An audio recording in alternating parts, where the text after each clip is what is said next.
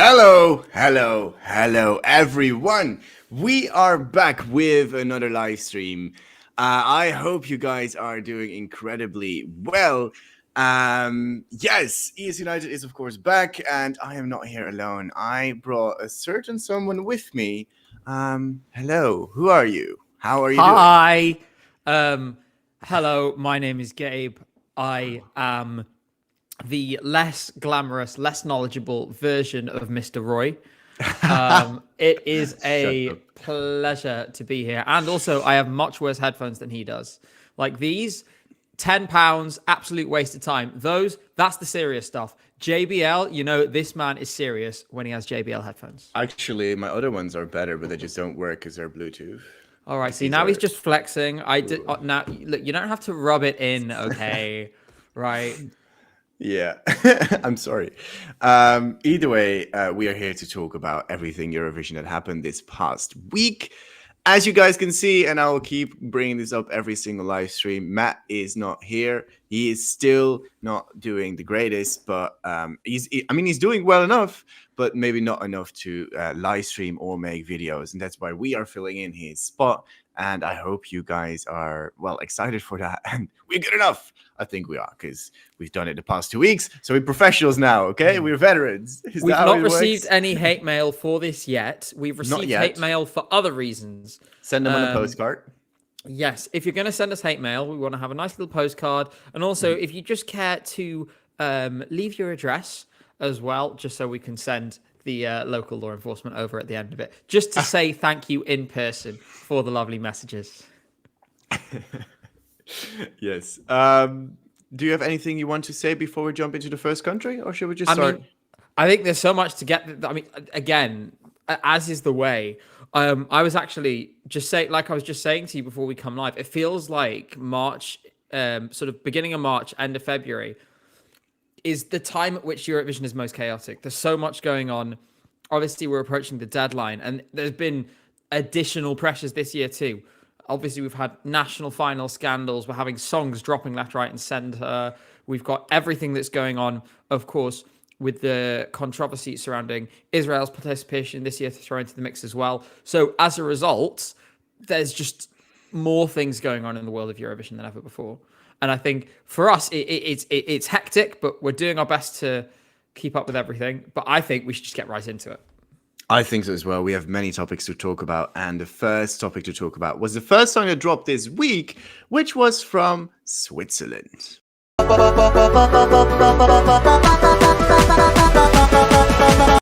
That's not Switzerland. did I start off this live stream saying did I say at the beginning of this stream that we're professionals now and that we're veterans? Hey, living proof that I was lying, okay? Should we try that one again? Everyone forget that happened. Okay, Roy, go into it again. Yeah. I'll take our breath. So okay, Switzerland.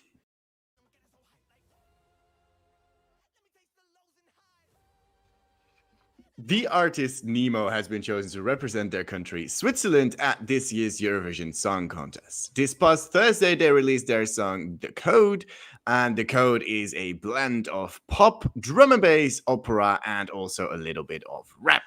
Nemo will be bringing their song, The Code, in the first half of the second semi-final this year.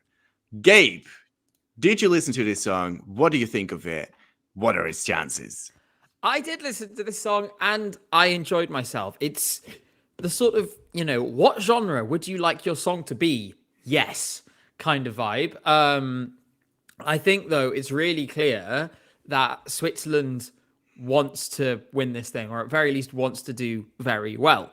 Mm-hmm. Now, the song itself, again, it's one of those, and there's a couple of songs like this for this year where they sort of fuse different elements together in a way that really shouldn't work, but does. And I think it's the same here. It's exciting, it's fun, it's quirky. There's all these different things going on. And for me, I actually was really impressed. Once I'm just going to turn my microphone up slightly. There we go. So I was really impressed with it. I also thought the video concept was cool, running through the different rooms, the dramatically changing outfits and so on. I want to give a special shout out to somebody who did an edit on Twitter where he runs through one of the rooms and he turns into the lead singer of Stop System and starts singing Trellatzel. But yeah, I think this is a really strong effort from Switzerland. I'm relieved to see they've moved on from the, sad boy male ballads. And I think it's a real contender. I'll hold back on whether I think it's going to win or not until we talk about that in the relevant section, though. How about you? What are your thoughts? Oh, I love myself some fusion of genres, and especially when it's done really well. Like sometimes it can come across very poor, but this is like, it's such a nice blend of everything. I'm not necessarily a big fan of opera or an operatic voice, and I still am a little on the fence. Like, will it be good live or not? I mean, if you bring opera, it's probably gonna be good because why would you bring it otherwise?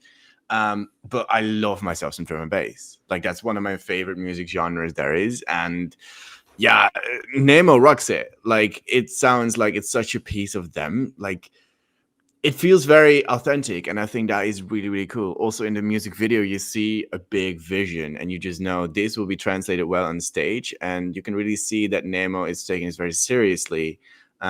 He's also co-wrote it, I think, with a few other Roy, just people. watch out. They, them. Yeah, did I say the not? Did I I think you might. I think he slipped in there, so I just wanted to quickly. Oh, okay. And I'm also sorry. because it's worth mentioning anyway, because in case anyone in the audience doesn't know, Nemo is non-binary and uses they them pronouns. So when you're tweeting this season, when you're in the chats of live streams, everything else, make sure to get it right. Now let's go on. Continue. Yeah. I'm sorry if it slipped up there, but yeah, I try my best. Anyways, I don't even remember where I was with my thoughts. I quite like the song. I think it's going to do really, really well, and I think this is flying through to the final probably. How well it will do there, I'm not fully sure. It is quite a song that will also do pretty decently with the juries, I think, especially if they nail like the vocals of this song, and the staging is apparently done by Sasha Jean Baptiste. So that's gonna be interesting as well because they're pretty good at what they do. So yeah, I quite like it. What do you think of his chances? Honestly, I mean, there's been some discussion. It's very high in the odds at the minute. I'm pretty sure last I checked, it was fourth. I don't think it's going to stay there. Beg my pardon. I don't think it's going to stay in fourth in the odds. I think it's the sort of thing. Eurovision fans are really going to love this. I really love it. But I think they're on for maybe a 6th, 7th, 8th place kind of result. It's entertaining. It's exciting. It's going to do well with the televote. The juries aren't going to bomb it. I think it's going to do pretty well there. I just don't think it quite has enough about it to make it up to the level of the winner. I also think it hasn't grabbed me yet. So it could be that it'll click and, I'll come back on here in 2 weeks and say, oh, well, I've changed my mind now. But right now, as it is, I'm going to say between 6th and 9th place as an expected result for me, which is a massive success anyway. That'll be a great result. To be honest, like with these internal selections, it kind of becomes a bit of a blur for me sometimes. Like you have all of them coming out at once, and I'm like, oh, I need a bit of time with this, but you don't have the time to listen to it because then the next one comes out immediately. So yeah, I need a bit more time with it as well. But the more I've heard the song, the more I kind of like it. And it kind of went up in my ranking along the way. And yeah, we now will have the time. I mean, there's one more week left of national finals and stuff, right? And songs being released, yes. or 2 more? We have one more week, I think. Yeah. We just have national finals next weekend, and that's the last ones because obviously FDC and Melody Festival, and as always, right on the deadline. So we've got those to come up, and I think and those are the last ones. I'm sure there'll be plenty of drama in the weeks afterwards too, to talk about once they're out of the way, though. At least I hope so. Well, maybe the right kind of drama. Good drama, not bad drama. Yeah, I mean, I hope some people make the right decisions. But anyway, yes, let's see if there's any questions in the comments. Let's see. I think I saw a few here and there. Here we go. Timothy Tagi. Dim, do you think this directly competes with UK/Ollie? I feel Nemo has delivered the song I was expecting from Ollie. I mean, we'll get to Ollie in a minute as well, but what do you think? I think I would say no, because I was always expecting, like with Ollie, the participation is part of a broader sort of solo launch away from the label of Years and Years, away from Mhm. that art, so that project. So I was always expecting him. This is the lead song from his debut album. Like, it was always going to be um, like radio friendly. It was always going to be a song that's designed to go on the playlist for a house party, go on the playlist in a club, go on the playlist in a bar, that kind of vibe. And it has succeeded in doing that in the UK. Purely anecdotal, I was at a housewarming party on Saturday night with a bunch of people who weren't Eurovision fans at all. Guess what was on the playlist? Ollie Alexander, Dizzy. We'll come more to that in a minute. So I don't think they're kind of encroaching on the same territory here. This song is not going to get the radio play, no matter what, that Ollie Alexander is going to get and that Dizzy is going to get. It's not a song that's built for that. I think it's the sort of thing that is kind of going to be great for the show, and on the night will be very flashy because of all the different genres it draws from. But that kind of thing, radio stations and so on generally shy away from. So I think they are catering to slightly different markets here. If I had to, in fact, I'll come on to who I think Ollie Alexander is competing with when we talk about that in that section. So Timothy Tagadim, hold that thought, is what I would say. What do you think? Well, the second point that Timothy is making is that it should be by Ollie. I don't know much about Ollie Alexander, to be honest, to really make a statement on that. But I don't really think they're very much comparable at all, because I expect such a spectacle from Switzerland, and it is such a wild and out there song that blends so many genres, and Ollie feels more like a pop song, and that's good. It's good for streamability, but it's something totally different from each other, definitely. Um, we also have a question from Lisa Sophia, who asks, how do you think the Swiss delegation will stage this? It's one of the few entries that I can't imagine staging for. Though if nothing else, Nemo can sing the song from what I've seen. I also saw a little clip online earlier today where they had a bit of I don't know, it was an introduction to the song and Nemo's song in the beginning of that, and that sounded pretty good. But it was just like the start to get towards the opera part, which is like the higher pitch part. So I'm hoping they can nail that as well. And staging wise, I was thinking about this as well. I'm struggling a little bit to think what they can actually do with it, because I thought with Austria last year it would be a cool staging with what they did in the music video, for example. I can expect something with running around the stage as well, like what they did within the train, but then not within the train, of course, but on the stage. I think it's going to be hectic, but I think it could also be very cool, but it's also a difficult one to stage. What do you think? So I agree. I think we could see the sort of, there's been some kind of cack-handed efforts at this, but like the sort of multiple rooms concept, that is going to be, like I think you take Riley from last year, although obviously it was not the best effort at this, because there was that kind of vibe in the music video with the run through the train. That was actually quite a fun, quite powerful kind of sequence. I would love to see them do some kind of play on that. If there was ever going to be a performance at Eurovision with an outfit change, it feels like it could be this one. So maybe we'll see a flash outfit change in the middle, something like that. That'd be really fun. But to be honest, again, because this song draws on so many things, at this stage it's very difficult to tell. I would say it is one of the biggest mysteries is what they're going to be doing with this. So I'm excited to see it.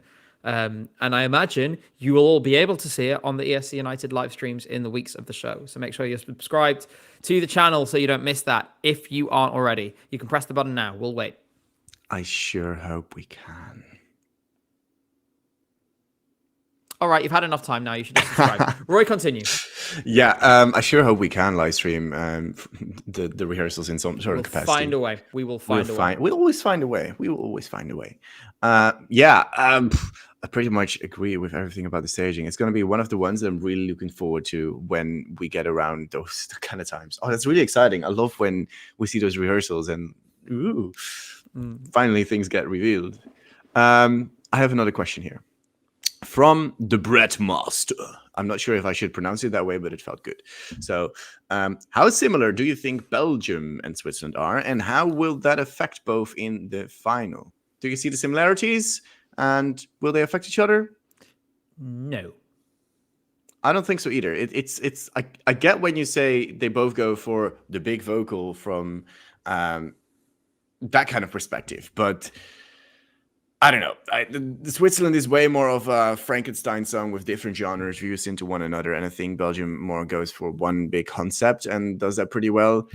They do have great vocals, so they will probably compete for the jury vote a little bit in some sort of way, but I don't really see them canceling out in any way, to be honest. Yeah, I don't think they're competing for the same voters. So they'll cancel each other out in the way any two songs cancel each other out, in that some people will like one more than the other and vote for one of them. I don't think there'll be any significant crossover. Also, shout out Vince. I saw that. He said hi to us, so I just wanted to say hi back. Now, wait, what did I say? Yes, Switzerland is in the second semi-final. What do you think of its chances to get out of that? Do you think it will have the chance to do so? 100% qualifier, in my opinion. I'm very, very comfortable about their chances at the minute. I'm just getting the semi-final list up in front of me now as well, so I can. I have that here as well somewhere. Semi-final 2, there it is. So, boom. Yeah, it's in a semi-final with some songs that are respectfully unlikely to qualify. By some songs, I mean Loop by Sarah Benici. I think they're going to be just fine. I think they'll qualify comfortably. I think they're probably like I said, I expect them to be headed to the top 10. So really top 5 in the semi is a likelihood. I'm very confident. No concerns on my part. Yeah, I don't think so either. It is looking to become a bit of a stronger semi-final than maybe we initially thought. But I do think that this stands out in a lot of ways, especially when they nailed the vocals. Why do I keep wanting to say like two words at the same time? I want to say hit and nail in the same word. It's the Dutch brain, I think. They knit the vocals. The vocals. They were great. Is this how English sounds to non-native speakers all the time? I mean, it is sometimes complex when you also have to translate everything while you're doing everything at the same time. So, the brain gets maybe some connections wrong a few times here and there, but happens, I guess. It's been a chaotic start of the stream, not gonna lie. Oh yeah, I'm sure it'll continue that way as well. I hope it definitely. Does. Me too. It's fun, right? Do we have any more questions? I have not really seen any appear. So I think it is time to go and move on to the next country. I wonder which one it is. I definitely didn't play it before. I am so sorry. Okay, it is the Netherlands. Joost Klein was known to be the representative. Already past Thursday, we also had the song is Papa, and is a blend of multiple EDM genres, under which happy hardcore, which will make its first ever appearance at the contest. Yes. Joost will be singing his song Europapa in the second half of the second semi-final. Now, of course, as a Dutchie, I'm going to take the stage first. Because this song, I know Joost Klein for a while. He's very good in making very out there bangers while also having very good lyrics. And when I initially heard the chorus, I was a little bit underwhelmed. And then that final bit hit when we have that happy hardcore first. I'm like, yo, we finally have something that represents our music culture in such a good way. And then at the ending, he brings it down and it becomes an emotional piece. And then I was like, okay, now I get it. And then I went on to stream it more times, and it really started to click with me. It is such a fun song, and I cannot get it out of my head. My mom texted me. I wasn't even in a conversation with her. She texted me. My mind keeps going, and like she could not get enough of it either. So it is such a good sign, in my opinion. Is it going to be one of the winners? I'm not ready to say that yet. Maybe I would also be a bit too biased, but that's why we're the two of us. And maybe you can talk a bit more about this song as well. Did you like it, Gabe? I'm sorry, this seems Roy. like a yes. I'm sorry, Roy. I really tried to like this. No way. And I am still trying, but I just can't make it click right now. Dutchies in the chat, I'm so sorry. maybe with a few more listens, it's catchy, and I prefer it now to when I first listened to it. But it's just not going for me. I think the ending is fun, like when it gets into that kind of happy hardcore, but I'm not quite getting the appeal right now. And I'm also not really seeing. It's very different to No Rules. Is it competing for the same voters as No Rules? Yes. Are we talking about No Rules winning the contest? No. Therefore, I just,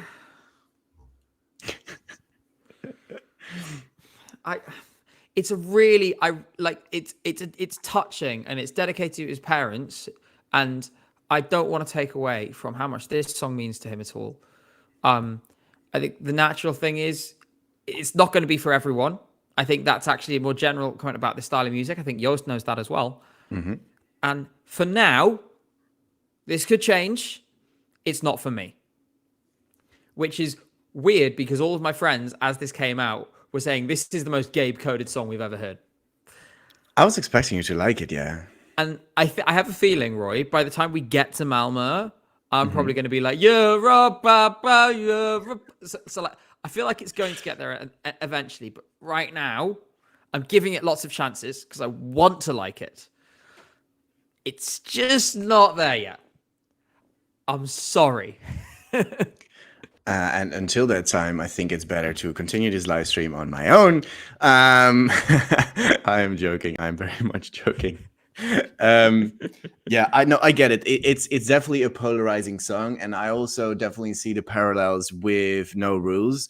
No Rules really already goes hard in the staging department, but Joost Klein is also very much known for bringing very elaborate stagings to his festival sets. Now, a festival is something totally different than Eurovision, of course, but I'm pretty sure he'll bring the party. My biggest concern is in the chorus where he sings the Euro Papa. The papas are kind of, some of them are really sung, and some of them kind of turn more into a vocal chop. And the way that is done on the current studio track, it is a really nice blend between going from the vocal to the vocal chop. And the issue with that is that it's very difficult to replicate that live because you do need to sing live, but you can also do a backing track. Will you then be silent for the entirety of the papas? Or will you sing them all, which will be very much a different vibe compared to the vocal chops? Or will you just do the ones that you can sing the papa with? That is my biggest concern at the moment. It's just like a technicality where it could become a bit messy. But I think they can strike the right balance because he has already performed the song live in front of the panel who had to select the song. And if they believe in an up-tempo song, that says something because we are very much known as the sad country ballad country kind of, we're the depressed guys. And we're very much not. So I'm very happy we finally can prove to Europe we're not as depressed as you think with these Eurovision songs. We actually have a lot of fun here. And yeah, I'm just really happy that there's so much of the culture in there as well. It's really cool that Paul Elstak, who is like a legend of the hardcore genre, he co-produced this song as well, and it's done in such a good way. Will it click with the entirety of Europe? I'm not expecting a win or anything like that. I think when you look at a top 10, that's already more than I could wish for. And honestly, I'm just happy that this song is representing my country, and I don't really care for the result that much anymore. I think it'll go to the final, though, just fine. What do you think about that? Yeah, I mean, it's definitely going to the final. I think the thing is with stuff like Happy Hardcore is it is divisive. Divisive can be good. It can also not be. I think it's going to the final, no problem. I would be really surprised if it didn't qualify, especially given that, again, it's in semi-final 2. So although semi-final 2 is getting stronger fast, there are songs like Albania, Austria, which we'll come to, Czech Republic, Denmark. There's already 4 songs that I think it's absolutely going to finish ahead of. Latvia, almost certainly. San Marino, almost certainly. And that's already 6 songs. If I'm convinced it's finishing ahead of those 6 songs, that's already enough. They're through. So, yeah. And the same goes for, a bunch of others. As for how it'll do once it gets to the final, It'll have its fans, and I'm sure it'll get a decent televote score.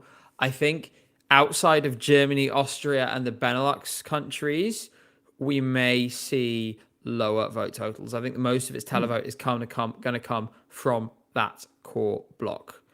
I think Interesting. the big obstacle at this point for me is how well they're going to translate the stage, the message of the song to the live, because as has been pointed out, this is a song. It's about your parents, about how they,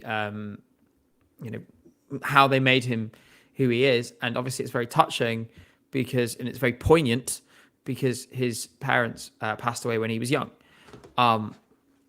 That's a really, really important and touching message. I just really hope they can take it over to the live shows.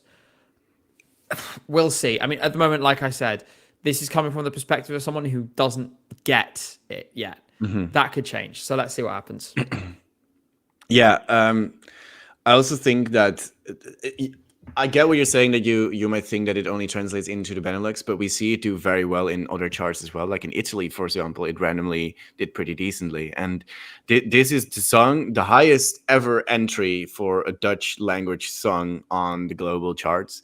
It debuted at like number 104 or something, which is really insanely good for something like this. And at the moment, it's also the most viewed song of this year on the official Eurovision channel.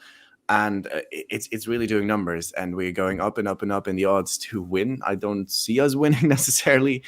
Maybe that's just a Dutch pessimism, but we're up to 6th, which is mental, because before it got released, we were in 20th. So it got received very well by the fans so far, I think. But I don't quite see us winning. A top 10 would be very lovely, honestly. I also think when it comes to results as well, juries and this, maybe. I think they're going to be less harsh on this kind of thing than they were last year because of the heat that they caught after last year. But if you come 12th or 14th with the juries or something like that, you can't win the contest really, unless you have a truly astonishing televote score. For that reason, I'm ambivalent on this one. Let's see. Like I said, if it could be that this clicks, so you all come back in a month and find me doing like pro Yoast propaganda, being like, it's the greatest song ever, here's why it's going to win Eurovision, since that's basically what ended up happening with Cha Cha Cha, although that did click straight away. And also, by the way, sorry, I have a point to make. I've been meaning to make this for 2 weeks. This is totally unrelated. I'm sorry, Roy, I'm derailing everything. But last year on this stream, I said Cha Cha Cha would score 380 in the televote. And chat and everyone else clowned on me and said I was being biased and saying it was favoritism and everything else. And I stood by my guns. How many points did Cha Cha Cha get in the televote? 374. I accept apologies in the form of financial donations. Thank you very much. I might consider giving you like, I don't know, Monopoly money or something. We have a question here by Timothy again. I'm confused about which ending will be used at ESC. The Spotify track is shorter than the video and does not have the softer memories burning, which is the part I adore. What version? Basically, the Spotify version has like an outro version that's actually a bit longer than the normal version on YouTube would be. So there are talks where will there be the larger version of the outro or just how you see it on YouTube. It will really depend on how much time there is left to really put all of that in. But I think it will just be the YouTube version that will probably be used. I do think about this part, it can be very difficult to sing that after such an energetic performance. Like it's a very energetic song, and then you have to bring it down to that very, like nearly talking into his microphone and bring that very sincere piece. After dancing and singing for 2.5 minutes, that can be quite difficult as well. So there are quite a few hurdles, in my opinion, for Yoast. Yep, I agree. At the same time, this is the kind of thing that they're all going to be conscious of, and they have 2 months to train. If they're planning a very energetic staging, that means basically they should say to Yoast, okay, you're going to do all your staging work, everything else, and then you're going to go and run on a treadmill for an hour in the evening every day or whatever else. Just like get him really fit in the next 2 months. You can make a lot of progress in 60 days, and he should use those 60 days really, really well. For that reason, I think if they're going to try something like that, they'll take the measures they need to. I think they would have learned from the legions of performers before who've arrived with a staging that was too energetic, and as a result, they've run out of breath halfway through their performance. Yeah. I don't see that happening. The Dutch delegation, pretty professional, with the exception of last year, which was a bit of an aberration, generally has a pretty good idea of what it's doing. I don't think we're going to see them especially given the mistakes they made previously, they're not going to give Joost something that's beyond his means to do when it comes to the staging. I'm very confident about that.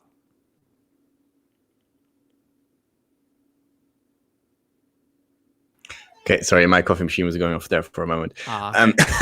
That's why I was wondering what was going on. Very loud. I was like, is everything okay, Roy? Are you going to be murdered, Roy? You might be, maybe, after these comments about yours. Blink twice if you've been kidnapped. Oh, no. Oh, no. No, I haven't been. I'm still in my own house. You can see it. Like, there's a unicorn. There's the unicorns, the painting. You could be kidnapped Lego. In your own house. For all you know, there could be someone just off screen behind me. The Azeri mafia could have found me and be standing just off screen. Yeah, maybe. By which I mean they found me. Please spend help. Spend help? Mm-hmm. Send help. You know what? Let's just move on. Yeah. There's one more question from Antoine Madelon. Do you think that its televote in the final may get hurt by having to compete with other televote-friendly songs like Finland, Estonia, and Croatia? Yeah. Pretty much think that's a dead given in a way. I think all of them are very much competing for the same kind of group, and some of them will have to suffer for it. And I don't think that will be the Netherlands necessarily, but we'll see.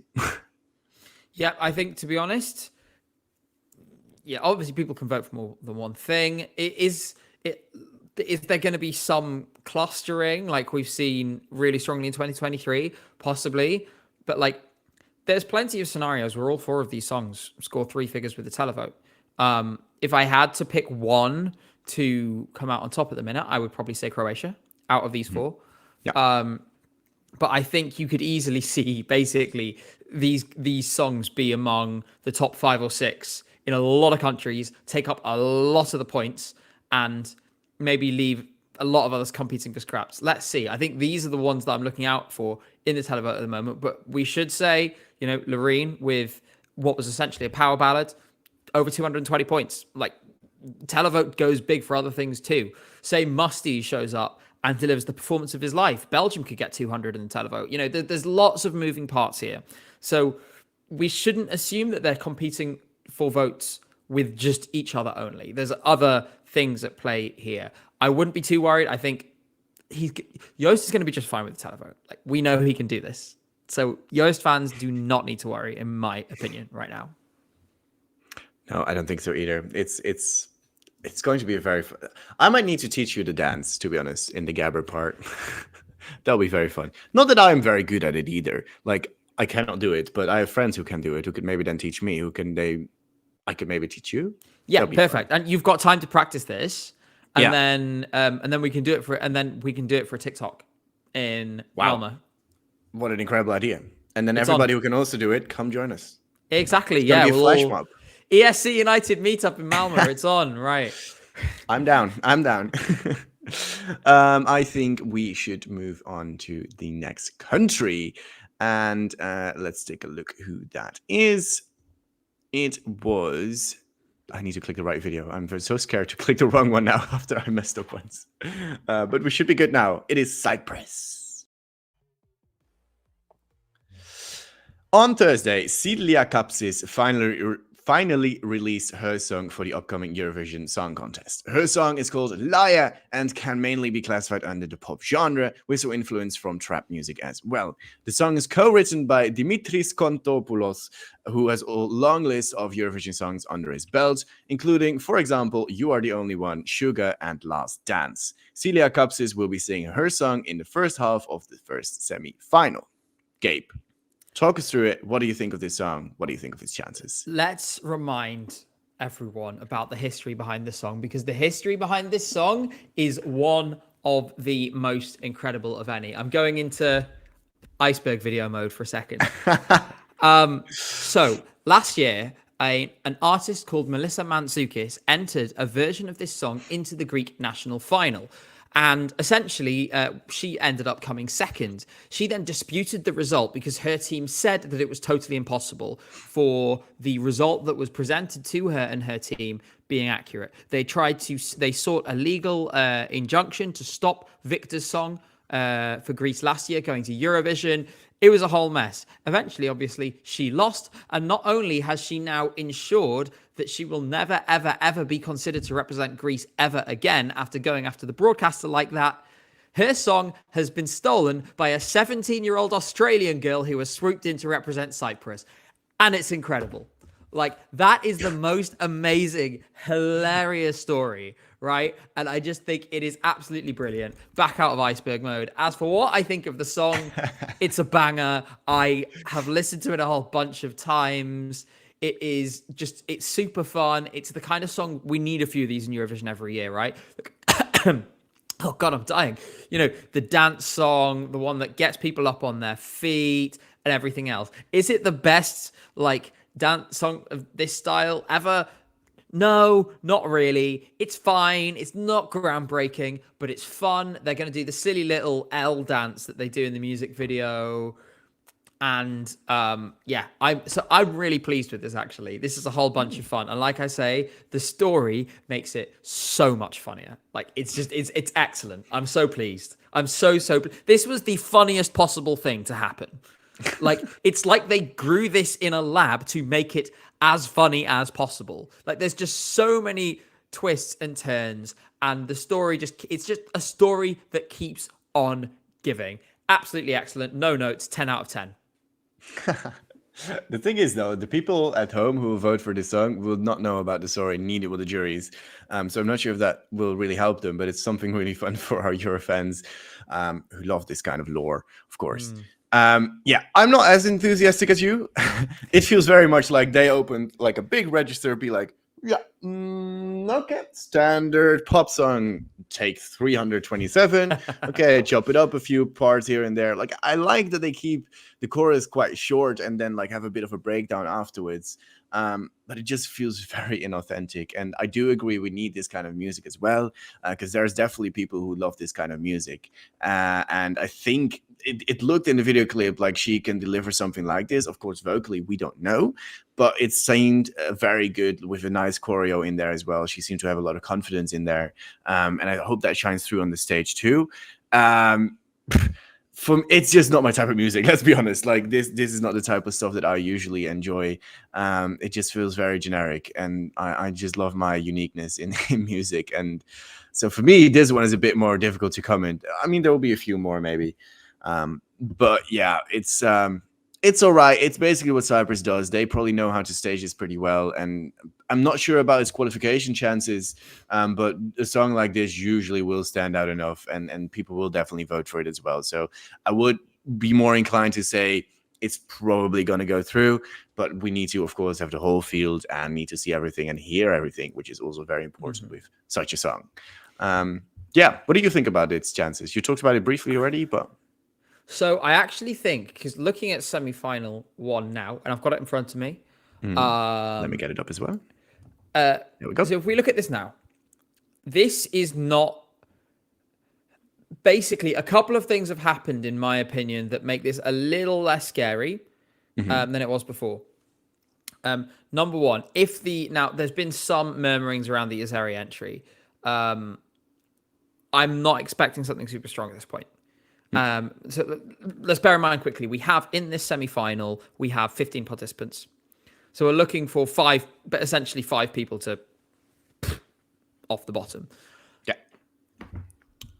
Iceland, I mean, we'll get onto it. Dead on arrival. Luxembourg in big trouble. Moldova, dead on arrival. Potentially Azerbaijan. That means this song only needs to clear one other. We haven't talked about Australia yet. We don't know what they're going to bring. And then, in that first half, I think you could see every song in that first half qualify. And that would include Cilia. And then 3 from the second half, probably Finland, Slovenia, and one of Portugal and Australia.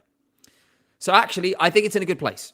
I think in terms of generic sort of girl bop club bangers, I think it takes Luxembourg to the cleaners. I actually think Luxembourg is currently in the process of aging terribly as we gain more and more songs. And as a result, I think it's going to go through. We should say, and we'll get onto Iceland in a minute, I would not be saying this if the result in Iceland had gone differently. That is a massive, massive let-off potentially for someone like Cyprus. Whoever finishes 10th in this semi now, given that Iceland are not going to qualify with that song, whoever finishes 10th in this semi now should be writing a letter of thanks to the Icelandic broadcaster, because it is at their good grace that they will be in the final of Eurovision.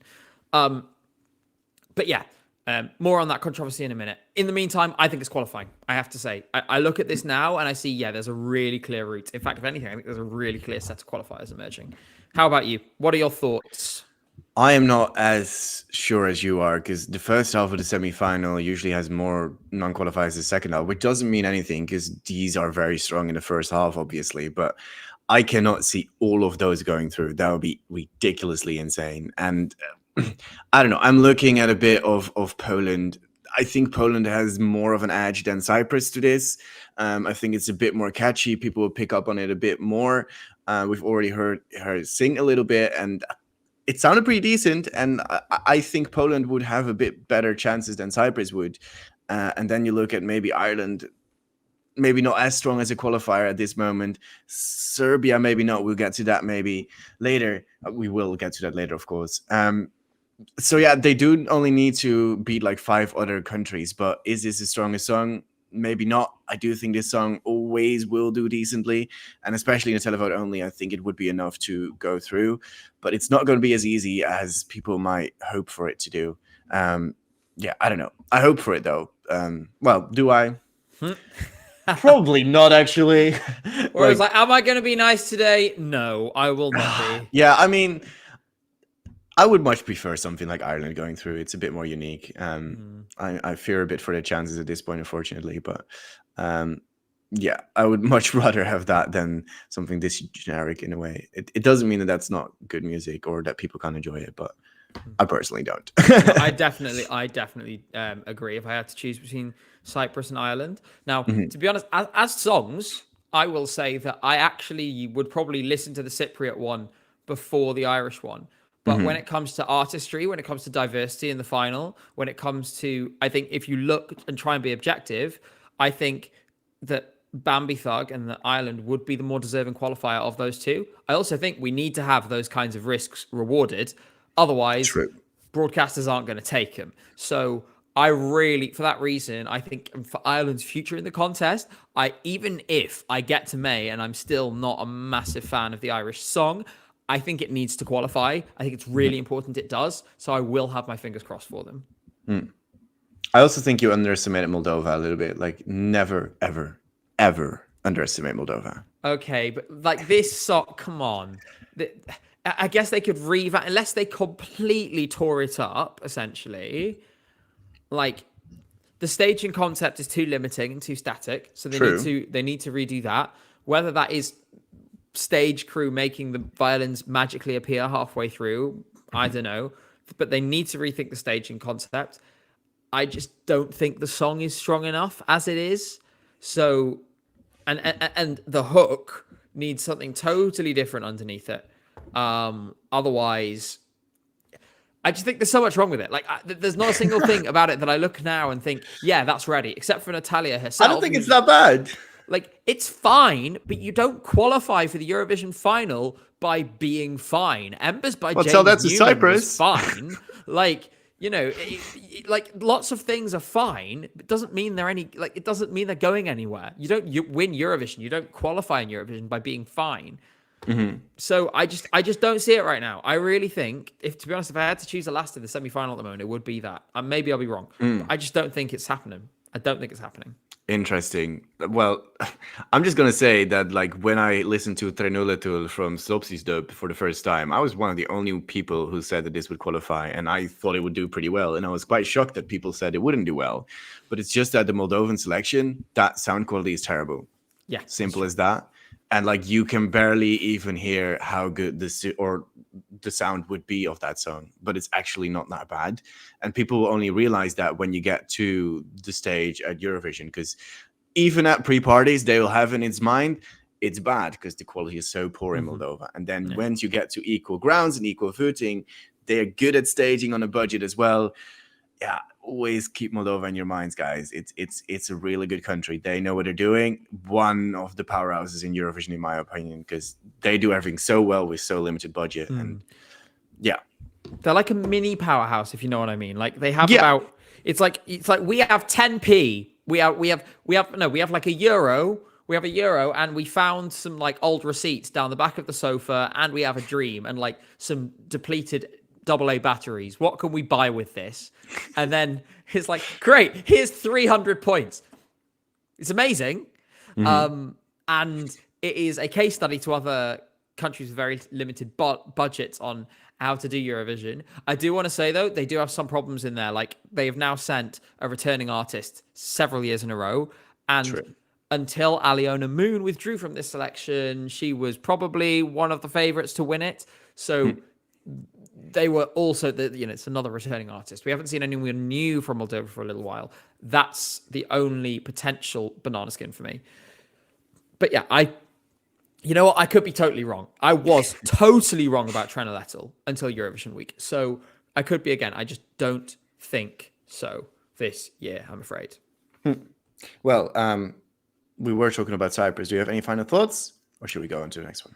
I think we should move on, but just remember when this comes on in May, the story behind this song, and have yourself a good little giggle at the television. It's a nice story to tell your friends who you're watching Eurovision with, if you're watching with friends, of course, or to your family. They'll crack at it because Eurovision is crazy sometimes, but we all love it. Okay, well, let's move on to the next country. And I need to get the right video again. I think I've developed a phobia for clicking the wrong video, but this one is pretty recognizable. So we go on to a country that you might be familiar with, the United Kingdom. Ollie Alexander has finally revealed his Eurovision song for the United Kingdom. His pop song Dizzy is a song that would not be out of place on any radio station. The song is written by himself together with British producer Danny L. Harley. United Kingdom has already secured a place in the grand final, of course, since they're a Big Five country, but will be voting in the first semi-final. ESC Gabe, what do you think of this song? It's your song. Are you proud? Are you happy? Are you satisfied? What's your thoughts? Give it to me. Can I stop saluting now? I'm not in charge of your country, so you can do whatever you want. Okay. In that case, I will. So I think this is actually a pretty fun song, and it's grown on me since my first listen. It's obviously super radio friendly. I know that's kind of like a dangerous set of words. I'm sure Germans in chat will be traumatized if I said the word radiotauglich. Like, it's radio friendly, but in a good way. I think people were maybe getting a little carried away in the run up to the release of this song. And we should remember that this song's main focus is actually not Eurovision. It's Ollie Alexander's debut album as a soloist. It's already been successful in the UK charts. It debuted at number 13 this week. So in some ways, it's kind of already doing its job. I think that people need to maybe take a deep breath, take a step back, look at what it is around it this year and say, okay, maybe we're onto something a little bit. We've talked in the past about how really good radio pop and really good solid pop songs are very often favored by juries because of the background of those juries. Ollie Alexander is exactly that kind of person. Every single radio DJ involved with the contest who is on a jury in any country probably will have played King by years and years on their radio station at some point. They're going to be acquainted with him. They're going to know his style. They're going to know that this is actually broadly along with what he should do. I do think I would like a little more, maybe a big moment towards the end or whatever. But, I just think there needs to be a little bit more. At the same time, I do take people's points that the UK is kind of still in its position of, we should be really good at this and we're not quite there yet. Is this song going to come in the top 5 of Eurovision? No. So, should our goal be to be as reliably successful as Italy or Sweden? Yes. Do we delude ourselves into thinking we're already there, which I'm worried some people might be doing? No, we shouldn't. We have to realize that's something that is a long way away. This is a big step forward. If this song is commercially successful, then the Eurovision performance is kind of less relevant because it means more artists who are already established will want to do Eurovision in future. So in my opinion, we're in a good place. Take a deep breath. Let's recognize where our sights are. We should hope to try and win in the next 5 years. This year, not going to happen, and that's okay. So everyone, breathe. Just breathe. What about you, Roy? Hit me with it. It is a radio song. It is very much. It sounds like it should be on the radio, and that's good and all. But I'm not sure how well it would do at Eurovision, and that is okay because we also saw Snap, for example, from Rosalind get like 16th or 18th place, and then become such a massive commercial success. Now I don't think this song has quite that longevity in it. Because in my initial reaction to Armenia, actually, I thought, oh, this could be played at IKEA, and then it became a big hit, which is another big flex. Turns out that's the secret to success. Sound like IKEA music, and you're good. No, but it's a fun song. It is very streamable. It is very.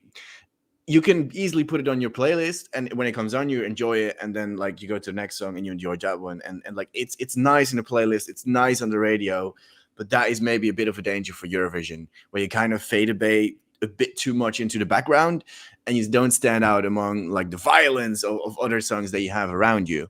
That being said, Oli Alexander has got quite a good vision with staging, maybe. Like the video clip looked very nice already, and we've already seen some performances. I mean, I've seen a few performances where he performed, and the staging looked pretty cool, and he's got a good stage charisma. So that, of course, can elevate a song. Not too sure about where it will land up in the scoreboard, but yeah, it's not going to be last place. Let's say it like that. And like for a few years back, that's already a massive improvement. And of course, in the juries, there's also radio people, so they might give it a few votes here and there as well. Yeah. So I think you're pretty much right that we're not at the top, we're not at the bottom, but we were at the bottom last year, and I think people need to remember we are still in a position where 4 of the last 5 years we've come in the bottom 3. Sam Ryder didn't turn us into a powerhouse. It was very clear that last year's result came with an asterisk because there was clear progress. It was clearly much closer to what we should be doing, and there's a clear direction of travel. There's a clear understanding now in the delegation that they kind of are starting to know what to do. But we're only on really the start of a journey. An attitude change has happened, and clearly, because of the massive success of Eurovision in Liverpool in the UK, a sort of the money is clearly available, because I think we're suddenly, if we can pay to get big stars in, then obviously that's a massive plus. There's we just have to keep that momentum. That's what I'm more concerned with at the minute. I want to see us doing consistently well. This is a step towards doing consistently well. I want to be proud of my country's song. I have almost never in my life been excited about my country's chances at Eurovision, And Roy, like, I can imagine when the Netherlands won in 2019, that must have felt incredible, right? Yeah, that was pretty cool. Like, I want to have that feeling. I want to have that feeling of excitement. Watching the results in 2022 was incredible. I want to see something like that again. Mm-hmm. We just need to move in the right direction. Are we going to keep sending pop songs? Yes, I suspect so. I don't think we'll fall into the Sweden trap because our industry is fundamentally different. We don't make the same kind of pop that Sweden does. It really brings me back to when we watched the grand final together in your guys' little apartment, and you and Sean were just like screaming every single time you got like 12 points. It was a wild ride. You guys should have been there. We maybe should have put a camera somewhere there to watch it all. In retrospect, we should have put a camera up by the TV for the results. That would have been such a fun video. Me and Sean were losing it. Like, this is the thing. Yeah. British fans in the chat will probably all have had the same experience, that we've only had really once in a generation of being like, oh my God, we're doing well. We could win this thing. it was, even in 2009 where we came fifth, it never really felt like we could win because everyone was giving Norway 12. It was exhilarating, and I would love to see us do that again. I think now we have a little taste for it. The public is a bit like, right, let's do this. And that has caused a shift. The BBC is thinking about it differently. The idea that no one will ever vote for us has been smashed, given that Sam Ryder got more than 180 in the televote. There are reasons to be excited. We are not there yet. We need to stop acting like we are Sweden in Eurovision, because we are not. We are years and years and years away from that, at least. Pun intended. Hey, nice pun. Uh, oh, that was terrible. That completely distracted me what I wanted to ask. Yes, this is the question I wanted to ask. Toasty is saying, could we expect a small revamp like the guitar bit from Spaceman or May's spoken word bit for ESC? I think it is going to happen. The UK love a small revamp. I think that this song needs something. Like, it needs that spark at Eurovision to really cling on to. So I think maybe in the final chorus or the final minute or something, there will be something in the live performance that will change and make it stand out a bit more. It kind of needs it, and I think the UK kind of has found a way to keep that a little bit hidden and then put that on the stage all of a sudden and people be wowed by it. And that is something that they need to keep doing, because it also impresses the people from the press, and they will then tell it also to their national broadcasters and stuff, and that will be maybe be even told on television and stuff like that. And momentum with every single part of Eurovision is very important as well with this kind of stuff. Yeah. But yeah, I could definitely see some sort of revamp, maybe not with electric guitars, but something vocally probably happen with this song. What do you think? I totally agree. I mean, I think the small revamps that were given, actually the Spaceman one was pretty big, completely reprofiled the last minute of the song. But the two sort of mini revamps that they did, I think massively enhanced the songs. Like the new intro as well to I Wrote a Song for the live performance, that added the sort of big wow, wow thing, added so much to it. I know it still did terribly. She didn't sing in tune ultimately. So anyway, and obviously the guitar solo, we have a bit of a record now of finding a way to really enhance our songs. And I think they'll be looking to do that again. They have to just make sure it's tasteful, make sure it's along the same lines of what they've done in the last 2 years. Yes, I'm looking for more questions, but I haven't really found any one quite yet. But yeah, I think they'll stand out as well. And I hope I really loved May's staging. That looked really crisp and really, really good. So I hope they have such a concept in mind as well. This type of song definitely asks for a different kind of staging, but I think UK is now getting better at staging and don't just put massive trumpets on the stage in the middle where it kind of looks like headphones or like a microwave or something. Yeah. It was weird because if you think back in 2017, Lucy Jones had an absolutely gorgeous staging with a sort of mini screen, cool. Shattered glass mini screen that we brought on. That was really stunning. And if you remember, she actually became one of the top 5-6 favorites to win. Such was the strength of the rehearsals. I think we did lose our way a little bit after that. Michael Rice, we didn't even bother trying. Suri just sort of had look, it's some sticks that light up. And then we had the trumpets incident, which was obviously a total disaster. Since then, it feels like we're starting to, we sort of it's like we almost had that's what we're meant to do moment, and we've come around. But we do love a big prop. So I expect there to be a big prop. True, that's been the case the past couple of years. I'm curious what it would be, though. I'm not sure. Maybe spinning platforms to get dizzy. Maybe one of those wipeout things, you had wipeout when you had to spin around very quickly and then run the course. I would put you on there. That would be very fun. Well, that's the staging. It's just me doing wipeout, coming up, just collapsing, falling into Ollie Alexander, knocking him over. Mike goes flying. Total disaster. Standing ovation, 500 points. We win the contest. No, I think I would like to see them explore, because the thing that actually came to my mind when I started thinking about this was the opening shot of Tattoo with the perception trick of the shot starts sideways and then it turns. Those kinds of tricks of perception with the camera. This is the song to do it with, in my opinion. Yeah. And I would love to see what they could do with that. Essentially you could make the stage show look a bit like a kind of live music video. That would be really cool. So I would absolutely love if they could do something like that. I agree. Connor John is saying, what Gabe said previously about being fine, not being good enough applies to this. UK is going to flop and people need to stop pretending otherwise. I do think there is a bit of merit to it. I'm not sure it's going to fully flop, but it is also one of those songs that to me, it sounds like it's a good radio song, but it is fine. And we really need to wait until we see Ollie on that stage to see how much he will elevate this song. And how well that could do. But as a studio version, I agree. It kind of feels a bit fine to me. What do you think? I think putting it in the sort of, oh, well, it's fine category is a little harsh. I think the standard of the song and the standard of the performer elevates it a little bit. And also, people do genuinely, like, there's a genuine affinity for this song already sort of out in the general public. I was at a housewarming party on Saturday, like I said. It came on the playlist. Like, it is already seeping its way out.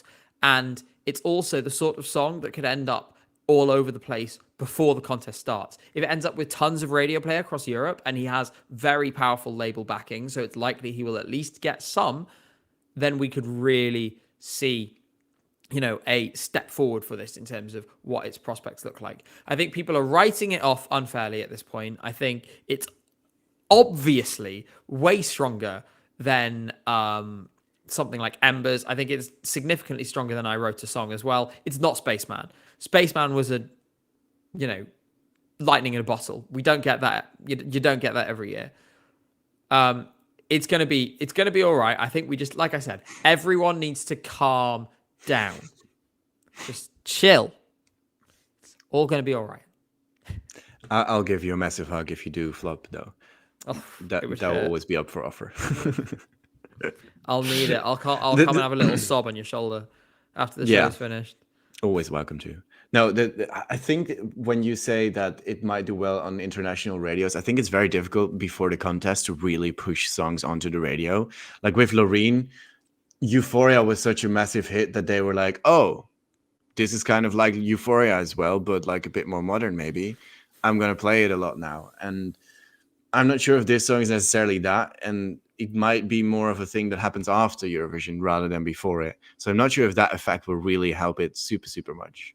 We'll see. I mean, Ollie does have this sort of international acclaim that it requires. Like Loreen Tattoo did so well, partly because she had that international profile from Euphoria.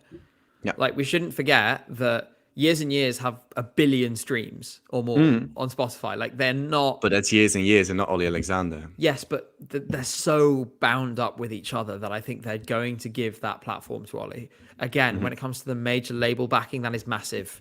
And, there's only a few countries where artists can really efficiently leverage that. The UK is one of those countries. So let's see what happens. I think some of our friends in chat may start hearing this in the wild from time to time over the next couple of months. Okay. One final question before we go to the next country from Micah. So who will end higher, Netherlands or UK? Now we're going to fight. Netherlands, of course. Unfortunately, yes, the Netherlands. I'm resigning to it now because this way he can't. This way, this clown can't be so smug about it in May. Clown! Oh God, do I need to hide you on the stream again? No, I think in all seriousness, the televote appeal of Joost is just I think it's gonna take it clear of this song. So the Dutch will be beating the British this year. It's gonna be like William of Orange all over again. Yeah, I hope so. But we should move on to the next country. And that country is Austria.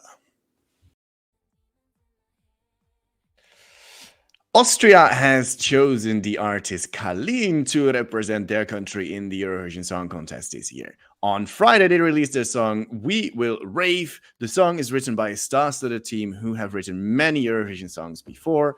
way too many to really mention. Colleen will be bringing her song "We Will Rave" in the first half of the second semi-final, and of course, also today at 6 p.m. The music video dropped, so I could use that for this little live stream. How wonderful of them to keep us in mind. What do you think of the song, Gabe? So I loved it when it dropped, like a few days ago. They had a bit of a mess up with the music video where it wasn't ready in time. That's why it only dropped tonight. This one is aging very fast, and it might be that it's doing so because it sounds like a FIFA 2001 soundtrack. I loved FIFA 2001, and I enjoy this song, but it is so dated. Like, this song, if it was entered into Eurovision 2007, would fit in. It's a bit like it reminds me a little bit of actually like Hera Bjork 2010 is like the newest. But then when you get to that, the sort of drummy bit towards the end, I'm like, oh my God, it's 2004 and I'm playing like Project Gotham Racing or something. That said, I am still quite enjoying it. And the only thing every now and then I'll just be sitting around and then I hear the words in my head. We rum-de-dum-dum-da, we will rave. Oh, God. It is catchy, isn't it? It is catchy. What are your thoughts? Pretty similar to yours, actually, which is a bit scary today because we've not been... I mean, we agreed on Switzerland, I guess, but the rest has been a bit more miss or hit. Yeah, I don't know. It feels dated a little bit. I'm very glad that at least they do have some rave kind of music in there and it wasn't just a reference to "We Will Rave" and then it not being any kind of rave at all. I wish it was more, like it was more ravey, more in your face, like maybe some happy hardcore. Take some notes from ESCUnited. No, I'd hope for a bit more of an out there production, a bit more modern, especially.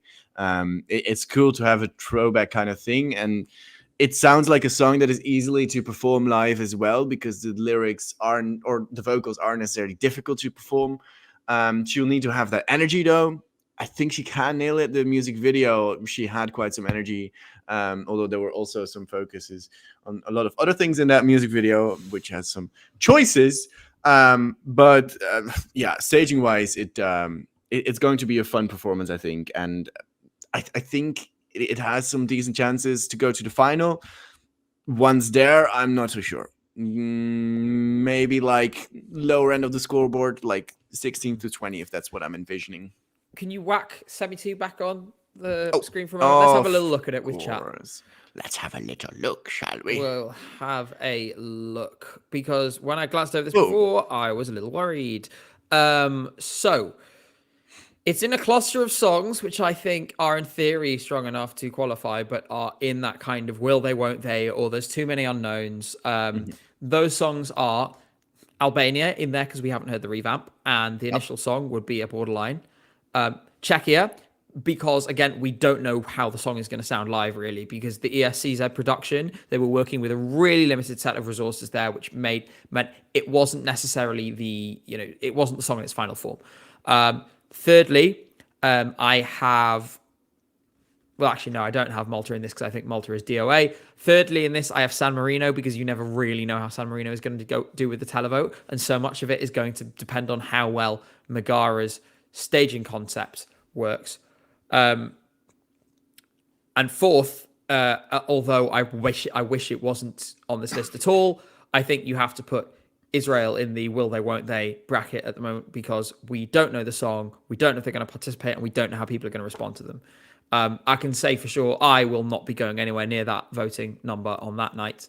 And to be honest, I'll probably be turning off my television during that song. But that's the group I would put it in at the moment.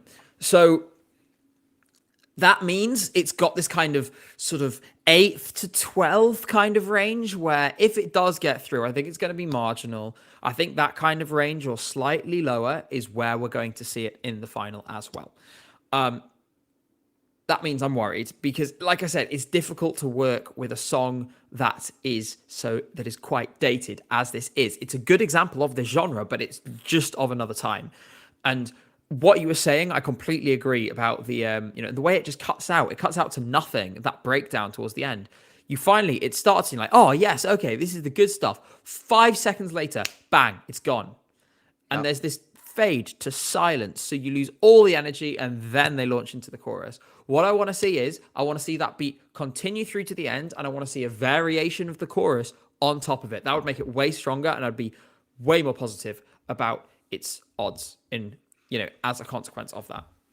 It's interesting that you mentioned the ending part because there's actually like two production mistakes in the editing of that song because like you have to switch BPMs because of like it kind of being different EDM genres and they kind of mess it up a little bit, which most people won't catch up on. But I'm not the biggest fan of that, of course. Um, yeah, it's a bit messy. It's fun. It's out there, and like a lot of people have already mentioned it in the chat as well. It is one of those songs that I could see open the show. Like it is such a nice statement to be like, we will rave and then have all the songs afterwards as well. Um, I think that could very much be the case here for Austria. Will there be enough to qualify? You have to beat 5 or 6 countries, hopefully 5, in the show. And there are a few weaker songs in here that I can definitely see it beat. But yeah, we have to wait. We really have to wait again to see this one live and to see the running order because that can really affect things for this one, I think. Especially when it's opening, it would be good. When it's like third or something, it could be forgotten a little bit. I think that could be the case with this one. What do you think about running order, by the way? I think they could stick this on first, and that's a danger. We've been talking about tactical running order spots. This is a song that can't afford to be tactical. No. If you're someone like Lithuania, was what we were talking about.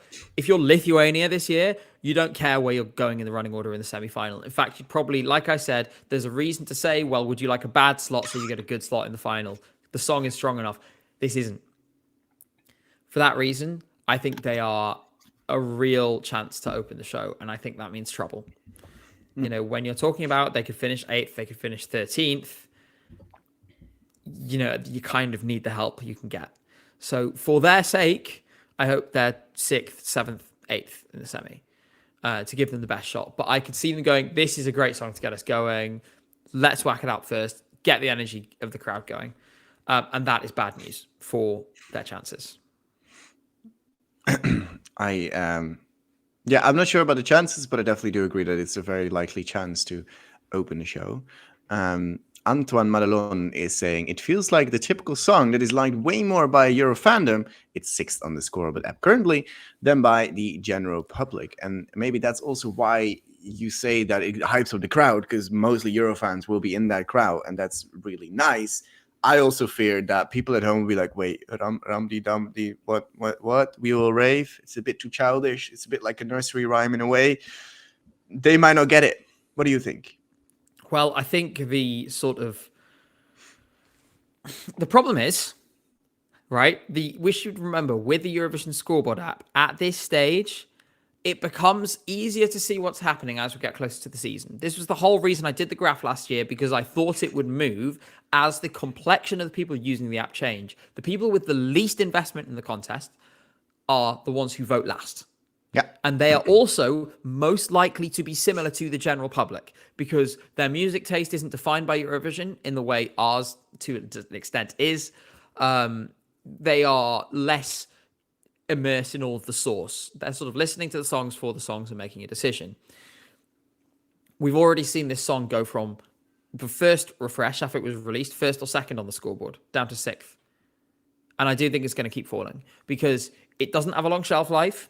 It's already had its most favorable voters, put their points in for it. It's going to fall down the order. And that is, of course, bad news.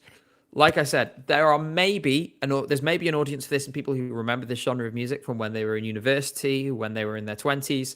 But those people have often moved on to other styles of music now as well. And since I've mentioned the graph, if there will be one this year, let's wait and see, because there has to be a compelling reason for me to do one. I did the graph last year because I expected that to happen, which is why I did it, to make the point. We haven't got a story like that yet this year, so let's see. Roy, what are your thoughts? I think the Euro fandom It's such a small bubble, and it really kind of doesn't matter that much. And like you say, with the Eurovision scoreboard app, we as Eurofans tend to immediately fill in our scores, and then that's the ranking at that moment. And also, people are very reactionary. So a new song, you hear it for the first time, it's fresh, and some of them might have already faded away in your mind a bit too much. And when it is fresh, people tend to rank it a lot higher than others. Also, when a song comes out for the first time and people are very enthusiastic to put it high on their ranking, that also has a big effect. Like you listen to the song, you're like, oh, I love it, I want to put it high in my ranking, and then submit it. The others might not have submitted their rankings at that point yet. And the more you get into it, the longer it goes, more people will have their ranking submitted. At this moment, I don't even have my ranking submitted. Like, I'm a fake Euro fan if that's the case. Is Iceland in that actually? Because Iceland doesn't really have a song at the moment. But no, I think they put Iceland in. I mean, ultimately, okay. We'll come on to this. Well, I presume we're about to talk about this in Literally like, the next item or the next thing. So yeah, well, I'll save my Iceland stuff. I have plenty to say, by the way, but I'll save it. I am going to get my scoreboard up though to see if they've added it in the meantime. Sorry, go on. You were saying. No, I think it's just really an effect of the fandom maybe liking this kind of song a bit more than the casuals, and it could be a bit difficult for them. Alexander Pegels is asking, is it really that much more of a risk for Austria being first than Lithuania? I get that you make this reference because they're both a little bit more of an older EDM type of music. That being said, the Lithuanian has actually got like a very punchy beat, a very modern production. And this Austrian song more or less has a bit of the older production in there as well. It doesn't really feel like it's a new coat of paint for the genre, which is more what you want. It feels less like a throwback or an inspiration and more like I don't know, kind of let's do and try this again or something. Oh, I knocked my mic for a moment there. What do you think? I think it's way more of a risk because Lithuania is a way stronger song. It's way more current. Yeah. The proof is in the pudding with the chart success of Luktalk in Lithuania. There is just nowhere near as strong as Luktalk. Like, I mean, we could kind of. I was thinking about making this comparison in a negative way about Ollie Alexander's song as well. Is that ultimately in that sort of lane of pop music, Luktalk just completely outclasses them. Luktalk completely outclasses this. So yes, it's a much bigger risk for Austria. Lithuania could perform anywhere in its semi-final and qualify. Can you say the same for Austria? I don't think you can. I don't think so either. I think with that, it is time to move on to the next country. And let me go to the videos. I forgot to do that, of course. I'm all over the place today. It's all right. I hope it's all right. It is. It's actually not Iceland. Why did I not put that there? I just completely forgot to make a little bit for Serbia. We're just keeping you on your toes, guys. We got to make sure you guys are like awake, focused. I just completely forgot to write a part about Serbia. That is really stupid of me. Let's improvise this completely. This could horribly backfire. If this goes well, I deserve a round of applause. Okay? It will be just fine. You got this. I believe in you, Roy. Have the artist name though, because else I will not know. Theodora. Yeah, I know, but the song title was more the issue. All right, let's improvise. Let's go, baby. You got this. Woo! Yeah. On Saturday, we saw Serbia select their song for Eurovision 2024. After a night long of competition and two semifinals during the week, Theodora was crowned as the victor of PZE. I'm not going to try and pronounce that right now. Exactly. She'll be bringing this song Ramonda to the Eurovision stage, and I need to look up which semi she's in. I have not got that prepared. One. I think it's in semi-final one, right? Yes. Yeah. It is in the first half of death in semi-final one. Yeah. Gabe, did you watch the show? What do you think of it? What do you think of the choice from Serbia? Do you like it? Do you not like it? And also, can we get a round of applause? Because I did pretty well there, I think. Woo! Yeah. Woo! Bam! We love you, Roy. I watched the semi-finals and then I watched some of the final performances back. I think Serbia should be really, really proud of itself for this choice and also for the quality of the national final in particular. Now, firstly, on the winner, I think it's the kind of ballad we needed this year. It really fills a space amongst some really bombastic songs that are in, especially that half, but also the contest as a whole. Theodora is a really stunning performer. The performance was really, really captivating. I think it's sailing through as well because there is just no competition in semi-final one along that kind of music. And it has friends in Croatia, in Slovenia, that will help it along. So I got to say, Serbia, you did a really great job. I also want to this is a bit of a left field one, but there was a song that actually really made an impression on me that didn't make it out of the semi-finals, which was, now I've got to, the song was, I just played it earlier, so I can just get it up. Filip Balosh's song? It wasn't Filip Balosh, it was Filari, and the song was Koyeta Žena. And the reason why that made an impression on me is, firstly, it was avant-garde. It was in 7/8 time signature. For those of you who don't know, obviously most pop songs have that, 1, 2, 3, 4. And 7/8 naturally is 1, 2, 3, 4, 5, 6, 7. 1, 2, 3, 4, 5, 6, 7. So it has that kind of, it's almost like it's jumping forward. It's quite a difficult thing to make work. I found that really fun. I also like the subject matter of the song. It was fascinating, especially in, Serbia being a country that has evolved, come a long way over time with LGBT rights. A song that is about somebody questioning their gender identity and very explicitly, saying, the message was on the screen, embrace your femininity. That kind of message coming from, from a at least partially male presenting vocalist. I thought that was really cool.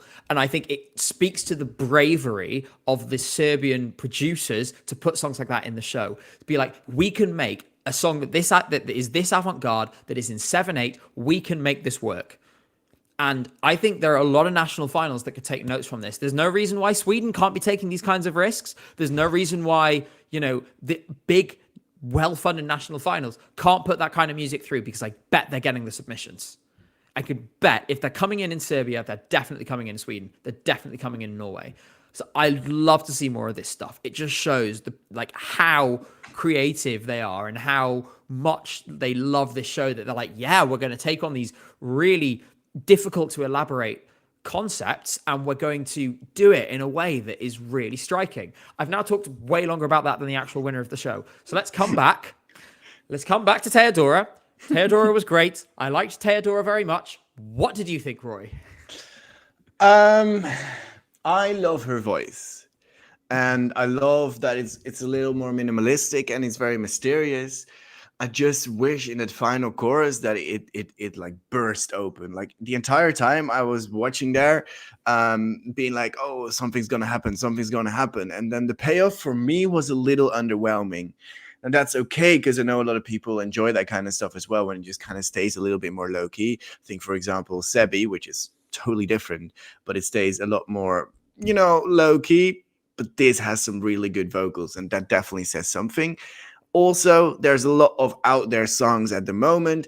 This song will definitely stand out. So while I personally was a little bit disappointed maybe with this song, I cannot deny that this has a pretty good shot at going through, because it just stands out. You need to stand out at Eurovision, and this one definitely does, to just be totally different than anything around it, really.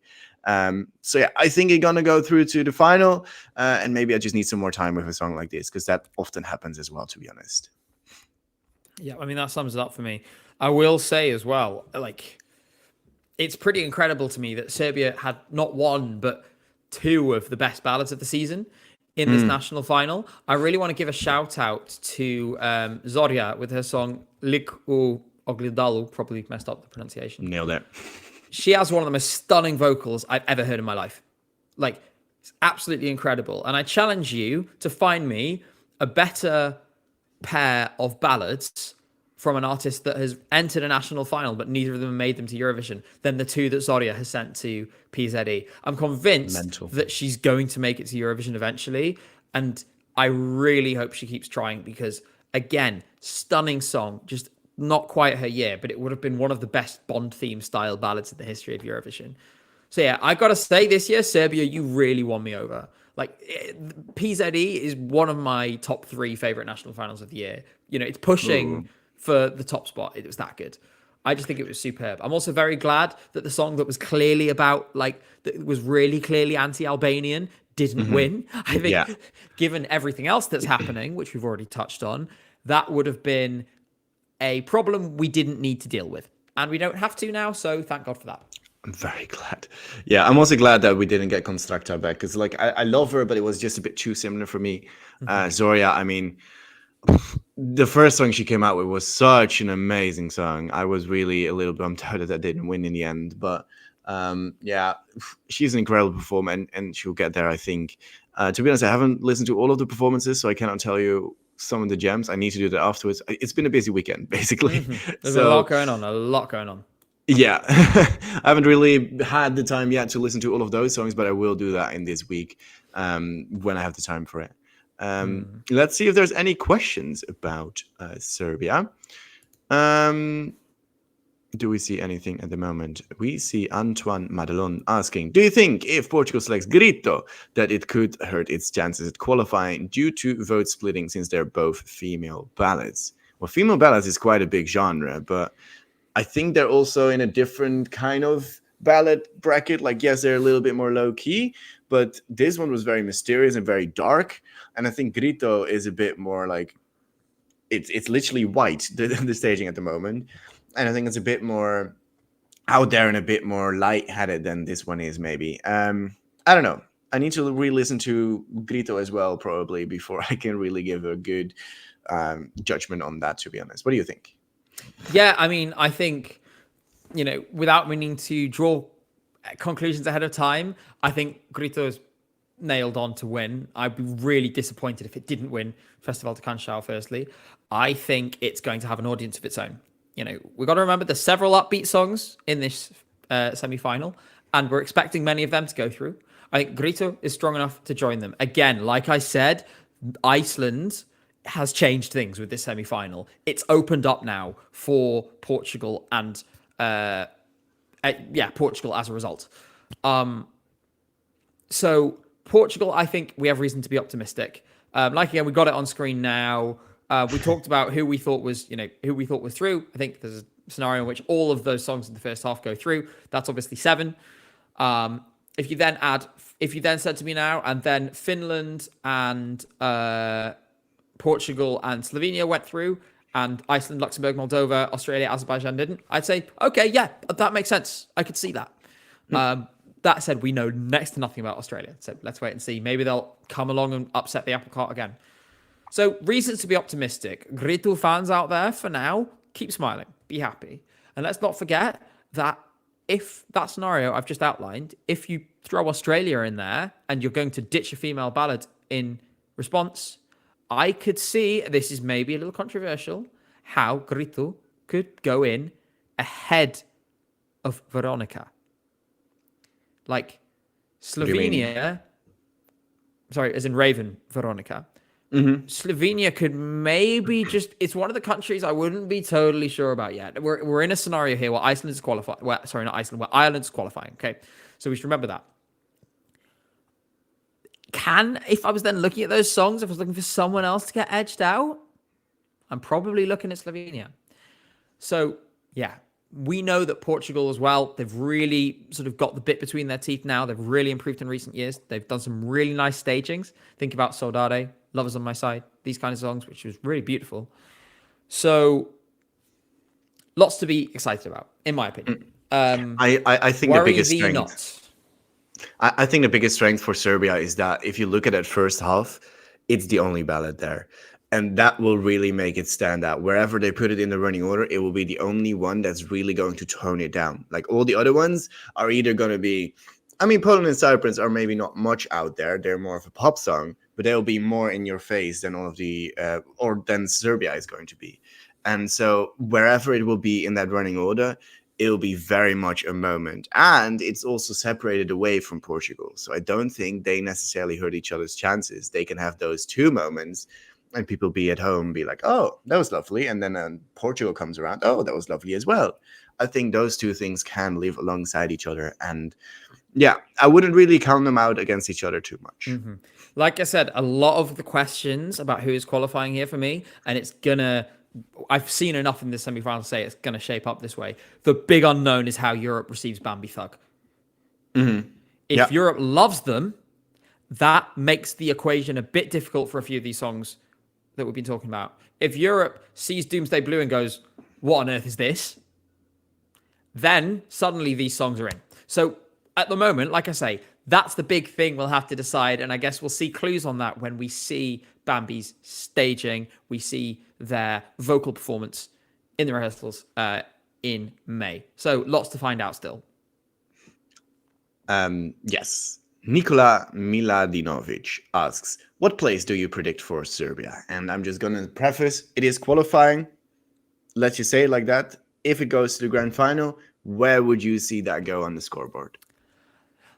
I could see this make an upper limit, I would say maybe 200, 220 points. Serbia has a little bit of a diaspora going for it. Not as big as some other countries, but it does have a little bit of diaspora going for it, who we know do get behind their song in Eurovision. We have a good source of jury points. I think this song can appeal to the jury. I think we're going to see very high scores in the jury and televote from Slovenia and Croatia, especially. So you could see as many as 20 to 24 points from each of those countries. You know, you just need 2 double 12s from Croatia and Slovenia, and you're on 48 already. So I think you could see it well up on the left-hand side, 200 to 225. You could be, depending on how the result is spread this year, that could be 9th, it could be 3rd. See how much bunching there is around a few countries. As it is, I think 225 is going to get you pretty high up with it being such an even yet. So Serbians, be optimistic. I saw Stefan in chat just before, who is one of our fellow contributors here at ESCUnited. Stefan, I hope you're smiling and in a good mood today because your country has a very good result coming its way, in my opinion. I'm not as enthusiastic as you are, maybe. I think when all of the other songs come in as well, and you have a lot more of the power vocals from semi-final 2 come in, I'm not sure if this will get as high with the juries. And I get what you're saying with the Slovenia and Croatia thingy. The issue is that a lot of the Balkan countries at this time are predicted to do pretty well. So they might take away from each other a few here and there as well. Like Slovenia, maybe they'll give their 12 to Croatia instead, something like that. Yeah, I don't know if it's going to be that high up the scoreboard. I think 10th to 15th place is where I would estimate it at this moment. Yeah, I think it's pretty safe to go through the final because it just stands out so much in that half.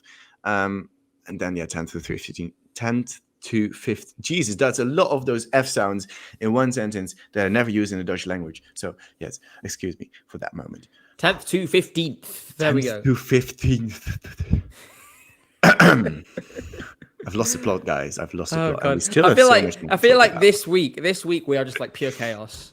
Like, why not? I think you guys could probably see it as the season goes on and more things happen. We're kind of like, by the time it gets to the end of April, we're kind of coming through. We're going to be like, hey guys, it's Gabe and Roy here. ESCUnited. We're still alive. Like a walking cane. Please have mercy. We're nearly there. Gosh, I can see it now. We'll be fine. We'll be fine. Don't worry about us.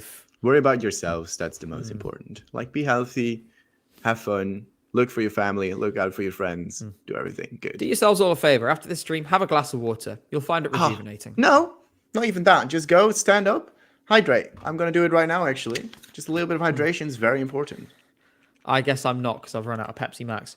Don't drink Pepsi Max. This is specifically directed at Micah, who I know is still in chat. Drink water, not Pepsi Max, not Coke Zero. I'm telling you, go and drink water. Water is the OP thing in this world. Like, it's good for you. Drink water. You know what's similar to water? If you freeze it, you get ice.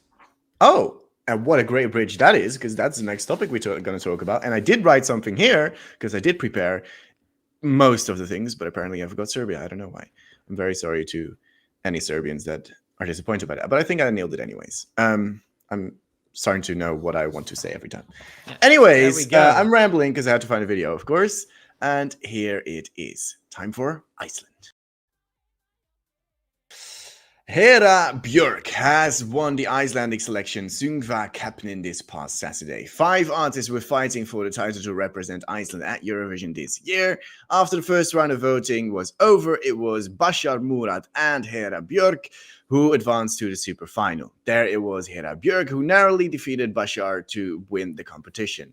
As of now, it is uncertain whether she will represent the country at Eurovision as well, but an announcement is hopefully being made very soon. I see you're prepared, Gabe. Do you want to kick off on this one? I think yes. This song is bad. Je ne sais quoi sounded more current than this did, and that was released 14 years ago. That's not why I'm angry. Why I'm angry is, well, the way this national final ended up going was desperately unfair on Bashar Murad. And, you know, there's been a lot of silly discourse about this, but I just want to make something absolutely clear right now. Bashar Murad and his song Wild West was the best act in this national final on merit. On musical merit alone, for me, by a significant margin. And certainly, if you take Hera Björk's song versus Bashar Murad's song, there is a really clear, stronger song, in my opinion. If you have a system where a song can comfortably win both the public and the jury vote, and then lose in a super final because a voting system breaks, you've designed your national final badly. Bashar Murad was miles ahead after the first round. Now, 2 things happened in the second round. Firstly, because it's an uncomfortable fact of life that exists in every country, there will have been a number of people who voted for Hera as a kind of anti-Bashar vote. Aside from that, there was an important problem in the second round. Basically, the SMS voting didn't really work, like, at all. Basically, if you clicked on one of their faces, it would put a text into your phone for you ready to send, but it mismatched the number you were texting to with the number that was on the text. What that meant is almost no SMS votes got through. This meant that 98% of the votes that were counted in this national final were telephone calls. Who makes telephone calls? Predominantly older voters, predominantly voters who are less likely to vote but for Bashar Murad. Bashar Murad lost this selection by 1.6%. And because of the nature of the technical issue, there is not really anything they can do about it. They've totally hamstrung themselves. Because, sure, if you add all of the SMS votes together that went to both acts and gave them all to either one or the other, either to Hera or to Bashar, it wouldn't change the winner. But that's because the votes lost are an unknown quantity. We can never know. And in fairness to Hera Björk, if we now did another vote, as some have suggested, that would obviously disadvantage her, because lots of people would, because now there's this sort of, it's a much wider discourse, it would likely mean that she would get less votes. So you can't reopen the votes. You can't close the votes. If there's a moderator in chat, ban HJ Media, please, because transphobia is never going to be welcome here. Like, literally, I don't know why you're here. Just get out. Get out before we remove you, is what I'm saying. I think it's a total mess, which they can't do anything about, because any action they take will either be unfair to Hera or unfair to Bashar. Because of that, they're stuck with the result as it is. It's a real shame, because Wild West would have been a really great Eurovision entry. It would have been a real tonic, a real difference. There's nothing else like it in the competition, and we've lost it, probably because of a technical issue. And that's such a shame. Such a shame. What do you think? I'll throw back to you. I'm really upset with how this one has turned out, actually. Yeah, I hate, really meant something to me, actually. I really hate how this turned out, because it will feel unfair to both of them. And the thing is, for me, that I don't care for either of the songs. Like, it was genuinely in the super final of the 10 song selection, my 8th place being Bashar versus my 10th place Hera Björk. So like, I was gonna lose either way. These songs were not the best for me. And the thing is with Bashar, I he can do so much better. I just want him to return and have a better song in a way. But this feels really weird. Like, you see Bashar doing so well in the first rounds of voting, and then in the super final, all of a sudden it kind of shifts the other way. Um, it feels a bit fishy. It feels a bit weird. Usually in Iceland, it's not really been that much of an issue because they always have this system. So maybe they weren't really anticipating something like this. But it is a bit weird, and it really sucks that they have so much of an afterburner after this, basically. I think either of the two songs would have struggled in Eurovision, to be honest. But this one will really struggle because this is literally throwing it back 15 years or so. And I mean, we still don't know if she's gonna go because not an official announcement has been made. I think it will come somewhere this week. That would be my estimate. I don't know for certain, of course. But yeah, I don't know. It just leaves such a sour taste in your mouth, and that's just really, really, really messed up. Yeah, I think in terms of will Hera go to Eurovision, I think the answer is almost certainly yes. She was asked, as with it being such a hot button issue in Iceland right now, and with the organisers taking the position, if the winner does not want to go, we will not go. Mm-hmm. Now, I want to be careful about what I say because I'm not 100% sure who in the final said they would go and who said they wouldn't. Mm-hmm. I'm fairly sure I saw something from the Icelandic broadcaster somewhere, maybe they were misquoted, that said only that they'd sort of sounded them out beforehand and only Hera and Bashar had indicated they'd be willing to go to Eurovision and no one else had. Interesting.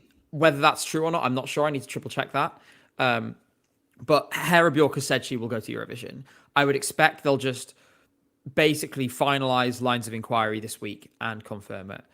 Like I say, it's sad that it's ended up like this, but it's sort of a situation where something has gone wrong in a way that you can't really change anything without making it more unfair and without screwing someone over. And like, Hera as an artist deserves just as much of respect as Bashar does. So it's a really unfortunate bitter taste. And this song, someone pointed out in chat, it is literally Embers, which is just about the worst model for a Eurovision song. It's probably worse. Hera's a lot of fun. Hera's a lot of fun. She's really popular in the fandom. Je ne sais quoi is a beloved song of mine and many others. And I hope she doesn't get any, unfair criticism, any hate and so on. But it's not going to qualify. And I think Iceland has missed an opportunity, in my view. Yeah, and let's be clear out here that we're not, like, Hera is a great person and she is a great artist as well. This song, though, is just, like you say, it's Embers, but maybe even worse. And yeah, I don't know. It's really doing nothing for me. And I fear that this will be one of the songs. Like, I really, really dislike Denmark, but this is really giving it a tough spot for the final, like, last place in my own ranking. I would have much rather preferred Beomint. That turned out to be my favorite in the end of this selection. It was really fun. They needed a different staging, though. It was a bit too jokey for me. I don't know. It's we have to wait and see, of course, what will happen. But it's just messed up that this is happening. And maybe they need to look at revamping the super final system a little bit. Even though I do like that the public gets the final say, I don't think it should ever be a two-person kind of vote. 3 makes a lot more sense because then you can't necessarily vote against the song. You really need to support your own. I like the idea of the people in your country being the one to have the final say. This system might need to have a bit of a relook because it was this close as well. Yeah, I don't know. And people asking why I don't like Denmark, I just think it's really, really silly to sing about sand. Like I cannot take that song seriously. Like It's a metaphor, sand. man. I It's a know, but like metaphor. the word sand is the most funniest thing ever to sing at Eurovision. I cannot take that song Sad. seriously. Yeah, like what? Sad. Imagine you being like a little kid dreaming going of Eurovision, and you have like this moment vision in your mind, standing there singing your song, like your moment, and then it being sad. I just think that's the funniest thing At ever. the same time, Roy, it's going to qualify in May. And then I'm going to turn to you and I'm going to be like, sad, right at you. It's all right. Like And I'm it's going to just my enjoy least it. favorite. People can enjoy it as much as they want, of course, and I get that a lot of people like it. I just can't with that song personally, and that's just the thing. We all have different rankings, and that's the beauty of Eurovision. We can all enjoy something different. Exactly. That is absolutely right. But I'm not going to miss a chance to wind you up. Oh, So, that's always allowed. you should expect, by this point, you should expect it from me. So, like, yeah. Of course. Let's see. Is there any questions about Hera Björk's song, or do you have anything more to add? Honestly, like, I'm just sad, and the song is bad, and Bashar has every right to be mad. And yeah, I didn't mean to rhyme all of that. But... I don't really see any questions about the song or anything. So I think we should move on to the next topic, I guess. Gotcha. Let's go. Which is... okay, well, I guess we talk about Sweden first. Yes. The fifth heat from Melodifestivalen has commenced, and the artists Marcus and Martinez and Medina have qualified for the grand final. Two further artists then went on to go to the second chance round, being Annika, Vicky Halde, and Jay Smith. That's basically how it went every single week, but then we had something different, because then we had a second round voting where all of the third and fourth place entries competed for two final spots in the grand finals.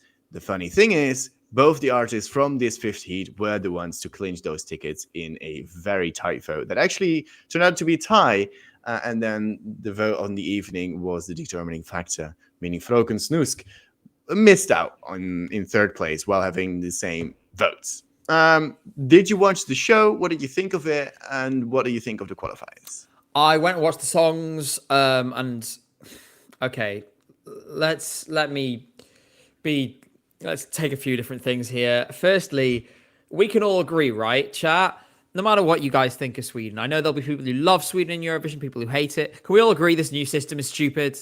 Like, literally, recency bias did what recency bias does, and meant that the songs they just heard went straight to the final. Meanwhile, the song that is number one in Sweden, which was Fröken Snusk's song, didn't.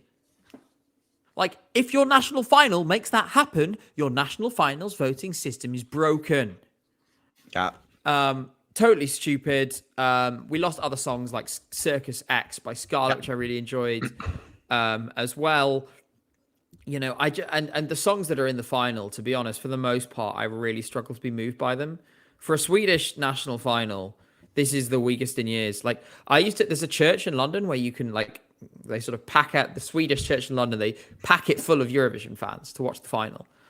I'm not going this year. I can't get myself excited for it, so I'm not going this year. I haven't gone to any of the heats. In past years, I remember seeing Dotter versus the Mamas in there and seeing Cornelia Jacobs win in there. What is motivating me this year? What is motivating me from this field of songs? There's only one person who can truly say, I'm putting my best foot forward, and that is Maria Sir, who has clearly taken a giant step forward from the artist she was last year and is clearly on her way to a really successful career. Every other returning artist in this final, Marcus and Martinez, Medina, Dotter, Danny Saucedo, Liamo, that's already 5. Every single one of those songs, nobody can look at me and tell me with a straight face that this is their strongest effort, a Melfest. Every single one has sent better stuff before. What do a lot of these people have in common? They're using the same songwriters every year, the same pool of people. It's the same Jimmy Joker Thornfelds and Thomas Chisons and, you know, Linnea and Joy Debs and Jimmy Jansons and Dino Medon Hodziches.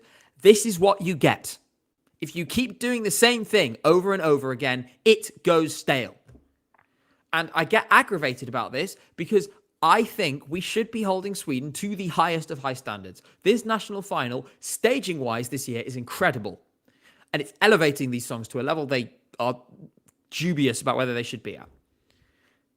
Why are the songs not matching the quality of the staging, the quality of the camera work, the quality of the production? Give us something interesting. Give us something different. And make sure it gets to the final. Don't bring names like Fröken Snusk in because you want the big name in the competition with something that's so watered down compared to their usual music, and then boot them out in the semi-final by designing a system that is set up for them to fail. Honestly, I have spent so many years of my life loving this show, watching this show, and it has been so much joy. There have been years where it's been as much of a party as Eurovision because it's just been so strong. You really can't say that this year anymore. And that's a shame. And it feels they got lazy. You know, I want to see real Melfest back again. I've had enough of the Jimmy Joker Thornfelt barbecue and foot massage. Give me something else. I rest my case. Yeah, I mean, you can tell a bit more about it than me, because oh Jesus, my throat is breaking up a little bit. Basically, I want to record a video reaction to all of the songs on Wednesday probably. So I have not heard any of the songs that are in the grand final, but I did listen to all of the songs that were in the second chance and the ones that got eliminated. Like, let's be honest, the standard of those songs, like usually in the second chance, there's a couple of them that I would put through usually. Now, like literally the only two that would have been deserved to go through were, in my opinion, Circus X and the Fröken Snusk song. Those were the clear standouts in that second round heat. It's really weird how you do a second chance round with two of the participants right after the show that they participated in. Like, where's the thinking in that? Why, how does that make any sense?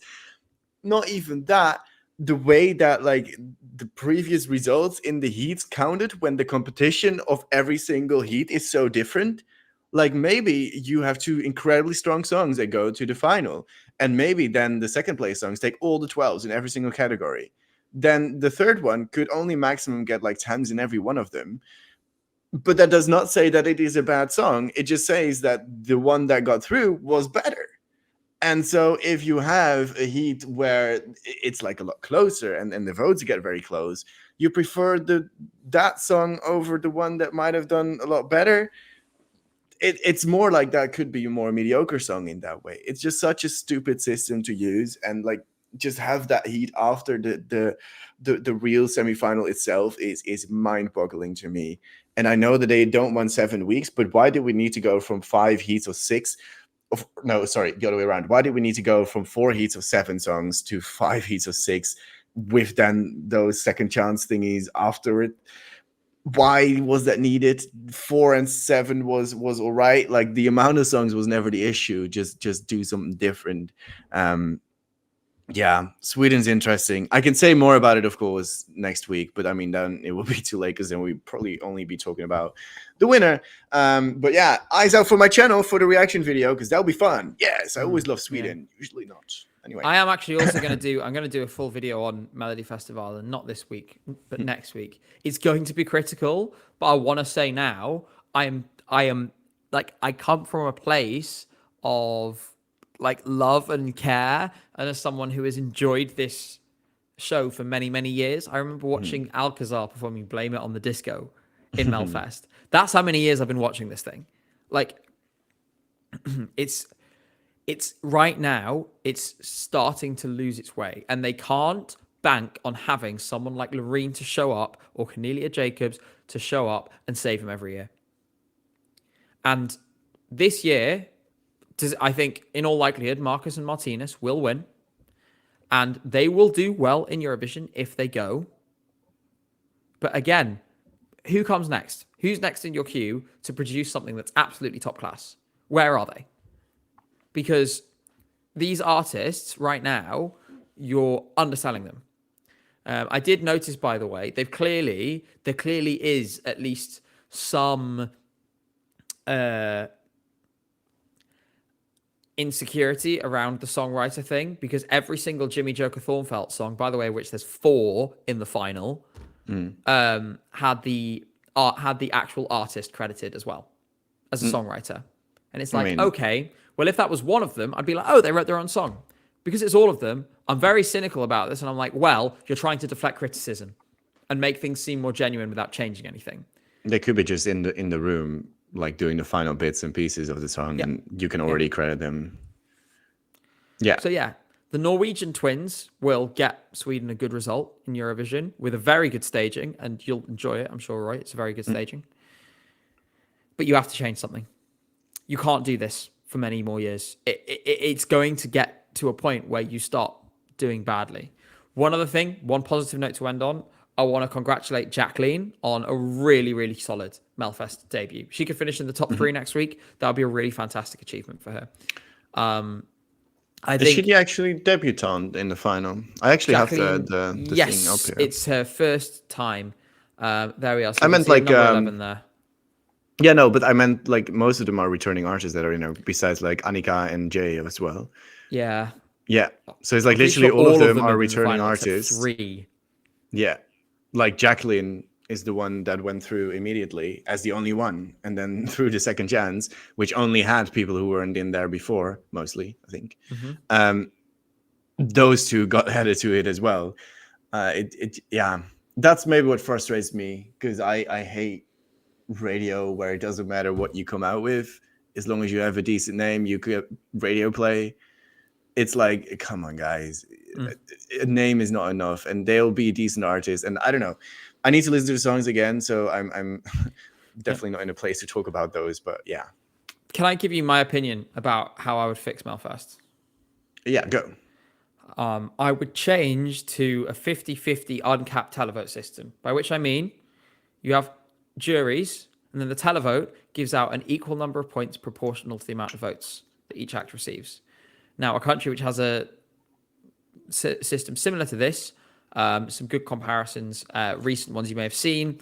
Croatia has that system.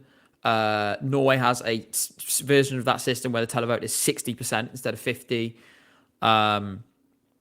As a couple of examples. Germany had that system last year, but not this year. The reason is that the current system, as it is, it segments the public vote in a way that drives out things that are divisive. It pushes people towards boring, pushes people towards the middle of the road, pushes people towards consensus. Yeah. You don't get interesting entries out of that once the quality falls. And that's why, like, Circus X, there's absolutely no way Circus X shouldn't be in that final. One of the most interesting songs of the season. We don't have really a single legitimate rock song in that final. And don't tell me the Smash Into Pieces song is a rock song. It's a pop song with guitars. It is not a rock song. Yeah, I can already tell you, like, I've not heard the song, but last year it was also not much of a rock song. You have heard the song because you heard 6 Feet Under last year. So you've already heard this year's entry.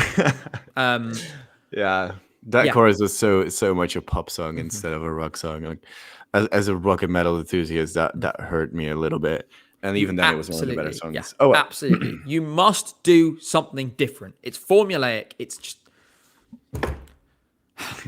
I could keep going all night, so I'm going to stop. Because we'll save that for next week when we know the winner. This makes me want to pull my hair out. We have one more selection to talk about, and that was Portugal. My computer is kind of lagging a bit here and there, but we're here.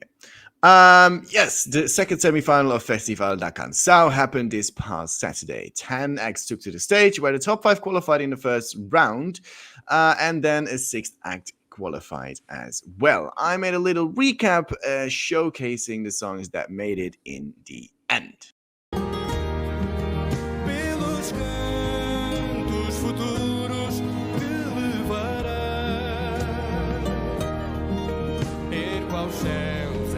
Song.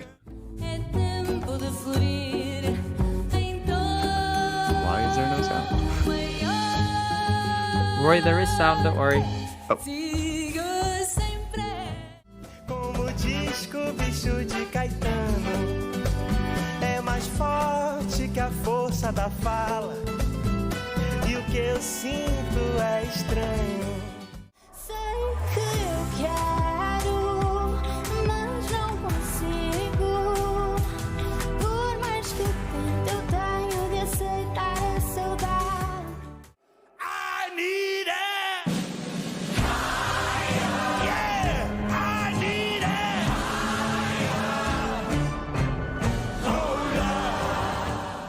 E na dúvida respira que o vento vai atrás, se desfaz. Ai, ai, ai, ai, ai.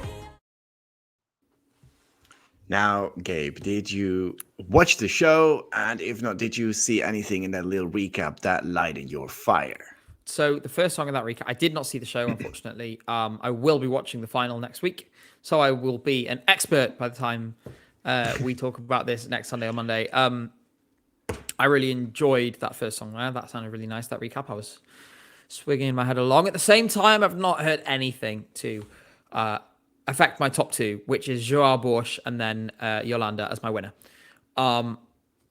Like I say, at the moment, I don't think there's any threats here. So my focus is still very much on Grito, on Yolanda for Eurovision. How about you? What are your thoughts? Yeah, honestly, this heat felt a little weak. I quite enjoyed that first song as well that you talked about. I also kind of like the song that performed last, which was Silk Nobre with Change, but not necessarily because it's very good, but just because it was very out there and kind of woke me up a little bit more. I feel like this year's Festival da Canção is just a little weaker compared to other years, which is okay. It doesn't have to be very strong every single year. But like you said, I think it's really going to be a battle between Joao Borsch and Yolanda. And I think Yolanda is probably the more likely one to take it. I also still like the Teorias de Conspiração from semifinal one. But I think from this heat, there's not really that much that could really threaten it. Maybe the song from Silk Nobre, because it is just that much out there and it will stand out in the selection as well. But I think it is really Yolanda's for the taking. And yeah, I would be really surprised if it would be different. But on the other hand, Festival da Canção has definitely surprised me before with their results. So I'll never take anything for granted with them. Mm-hmm. I will say, I think I think I said this last week as well, so I'll keep it brief. But I really like the fact that Portugal very much forges its own way. And I think they found a way to make it work at Eurovision without compromising on that. And because of that, I think that what we get from Portugal is some of the most authentic representations of their musical culture and of the country. So if we do get Grito, I think it'll continue that tradition. Ultimately, it's not going to... I don't think it'll clear the heights that Saudade did. But it'll be a really appreciated entry. And I think, as we saw from...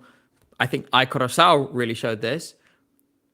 As well, that kind of very extremely Portuguese vibe does resonate enough with Europe to get through an all-televote semi-final. And Grito could too, so I really hope they select it. Yeah, I think Festival da Canção, they have a couple of songs that will do well in the competition. And I think Grito would be, or Teorias de Conspiração, but I just don't see many people talk about that too much, unfortunately. It's also a good ballad. I think they really need to go for a ballad. Like Joao Borsch, it's fun, but in the competition, if you put it then in Eurovision, it might not do as well. Which, I mean, it's not one of their concerns because you need to select the song you want your country to represent. But yeah, I would definitely go for Yolanda, probably. Are there any questions in the chat about Portugal? This is our last one as well, so we could also say general questions. Yes, we can also open it up to any questions. Any questions. Yes, any that you want to ask us. Please keep it polite, of course. Don't be a fool. Even though Matt always says that you guys are fools. What's up, Matt? You fools. Yeah. Matt here, ESCUnited. I can't wait to hear those words again. I miss him. Me neither. I want him back. I do miss him. We should say, just to reiterate what we said at the start, because I know there has been people in chat mentioning it. Matt is unwell. Obviously, if Matt could be here, he would be. And We do all really miss him. He'll be back when he's ready. And I think in the meantime, when someone's recovering from, as you guys would tell, because he's had to take some time away from being really quite unwell, that's something that takes time. It takes patience and you can't rush it. So for that reason, just make sure you give him space. Treat him and us with kindness. And, let's hope he's back soon, but only when he's ready. Yeah. And also, Matt, if you're watching this, we love you so much. Definitely.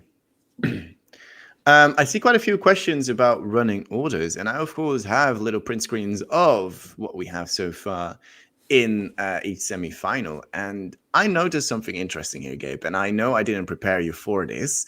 Maybe I should have beforehand, but the first half of the first semi-final is fully complete. It is exciting. Should we try to make a bit of a running order here together? What do you think? Okay, let me get my. You're gonna see my phone because I'm gonna need my notes app. Okay. I gotta have some thinking. Because there's some tough decisions in here. By the way, the first thing that opened up, I was at a Eurovision event a couple of weeks ago. I went up to request a song. There's what I requested. Also, sorry for the fact my phone screen is so dirty. Right, we'll do it under the look talc praying emoji. And give me like 30 seconds. Opening? Okay. Yes, I can look for any other questions in the meantime as well, and then I'll do mine after that. Let's see if I can find any. Yeah, it's mostly about what country could lose their qualification streak this year, in your opinion. I don't even know which ones all have a qualification streak. Of course, if Ukraine, who's never non-qualified, I don't see that changing this year because it's pretty much one of the fan favorites at this moment. So I don't really see that happening too much.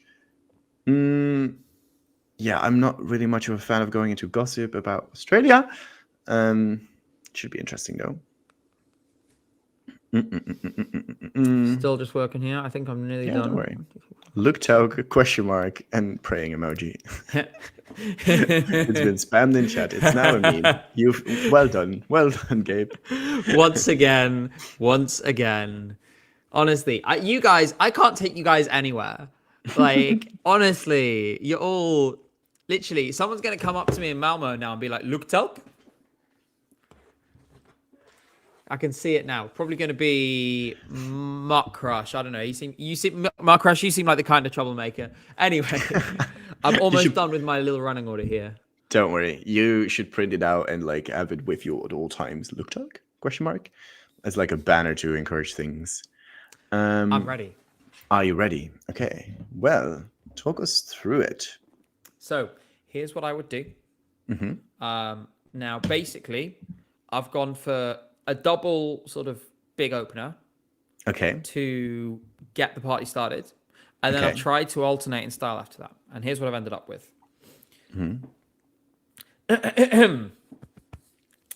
Lithuania opening the show. Look talc, as we just discussed. Look talc. First up, club banger, gets people going. It's reliable. It's accessible as well. So everyone is going to, there's a lot of people will take something from it. You think, okay, we're in a party. Now, you've got people going and they're energized. Because at the start of the show, you want to try and keep that energy going, but you want to do something interesting with it at the same time. I've put Ireland in second. Ooh. In this semi. Now, because it's only 15 songs, I think it's not as deadly as second place usually is. If I'm right, both second places qualified last year. I know Brunette did. No, only one of the two. Okay, there we go. Because the other one was Malta. That's a good point. Good point. Well made. So, Ireland second. After that, we've had a double, punch in the face opener. Ukraine third. Ooh. It's a ballad sort of style, but with upbeat elements, rap elements, so on. Sort of straddles it a little bit, but it keeps the energy going. After that, you need something more upbeat again. And for that reason, I've gone for Cyprus. And that's because I didn't want to put Ukraine and Croatia next to each other. And I don't think the show producers will either. No. Two big favorites. You want to let them breathe. And I think they will do. I followed up Cyprus. Again, big contrast. Serbia. Now, actually, Serbia has really balanced out this final, this half of the semi-final. It's given us the ability to be a little bit more, to space out the genres a little bit more. It's not going to be all bangers like we worried it might be. Yeah, definitely. And then after Serbia, I followed it up with Croatia. Okay. Again, I think they represent two brands of Balkan music that are very contrasting to each other, but I think they complement each other in some ways too. So I would have them one after the other. And again, it's about letting them all breathe, letting them have the space around them to contrast from their immediate competitors. And then to close the half, that leaves Poland. Interesting. Poland is pretty versatile. Now, actually, I think it was one of the ones I'm least sure about because you could put it basically anywhere except first. It's not going to open the show, but it could you could put it after a ballad or between two ballads or between a ballad and an up-tempo song. Basically, wherever you did, it would fit. So that means that's the most versatile one. But that is the order I would put those songs in. I think it's the best way to give them all the chance to shine, to be fair to all of them, and also to take advantage of their strengths where necessary. Like, Lithuania gets people going, so you want it to open the show. And in some ways, it's beneficial. Like, I've discussed it before. Ireland, you want people to come into it with energy because they need to be ready for like something out there, so you want them to be energized from whatever they just heard. After that, like I said, keep the styles separate, keep doing different things. Let's see how accurate I am. I'm going to screenshot this now. Mm-hmm. Oh, if I get this 100% accurate, you all owe me €5. Nah. We'll never get those accurate because they always do something different. I actually have literally two countries in the same place, sort of, but not really. Do we want to have a little look at my go? Well, actually, I have three things because I also have Lithuania opening this show. I think that is pretty much a dead on certain opener. Like, it's just perfect to get everybody going. It's a nice way to get into the show. Luktel question mark prayer emoji. It will open the show, and hopefully that will be part of the staging at some point. It won't be. It's just a really nice banger to open up. It looks slick. It's not that much staging either. It's just a nice way to get Eurovision started this year, I think. In second, I have put Poland. I think after such a dark kind of beat pop banger, not pop, more club banger, you can go to a bit more of a softer pop song with The Tower. I think that is going to be a nice spot for it to sit in. Second is maybe a little difficult, but that song could pull it off from second place, I think, in a way. Then after Poland, I actually went for Ireland because you're very much with Poland, you're in a bit more of a happy kind of place. It was quite uplifting. Her voice is very uplifting in a way as well. And then Ireland goes down to like, ooh, Doomsday Blue. I think that could be a really nice contrast between the two. Then from Ireland, I went on to go for Ukraine. I know they're a little similar in a way, but I think going from the bizarre into slowly easing back into a bit more of a pop song, that would be a good way to do it. And I think Ukraine, especially with this like a bit of a softer beginning, could really do that well.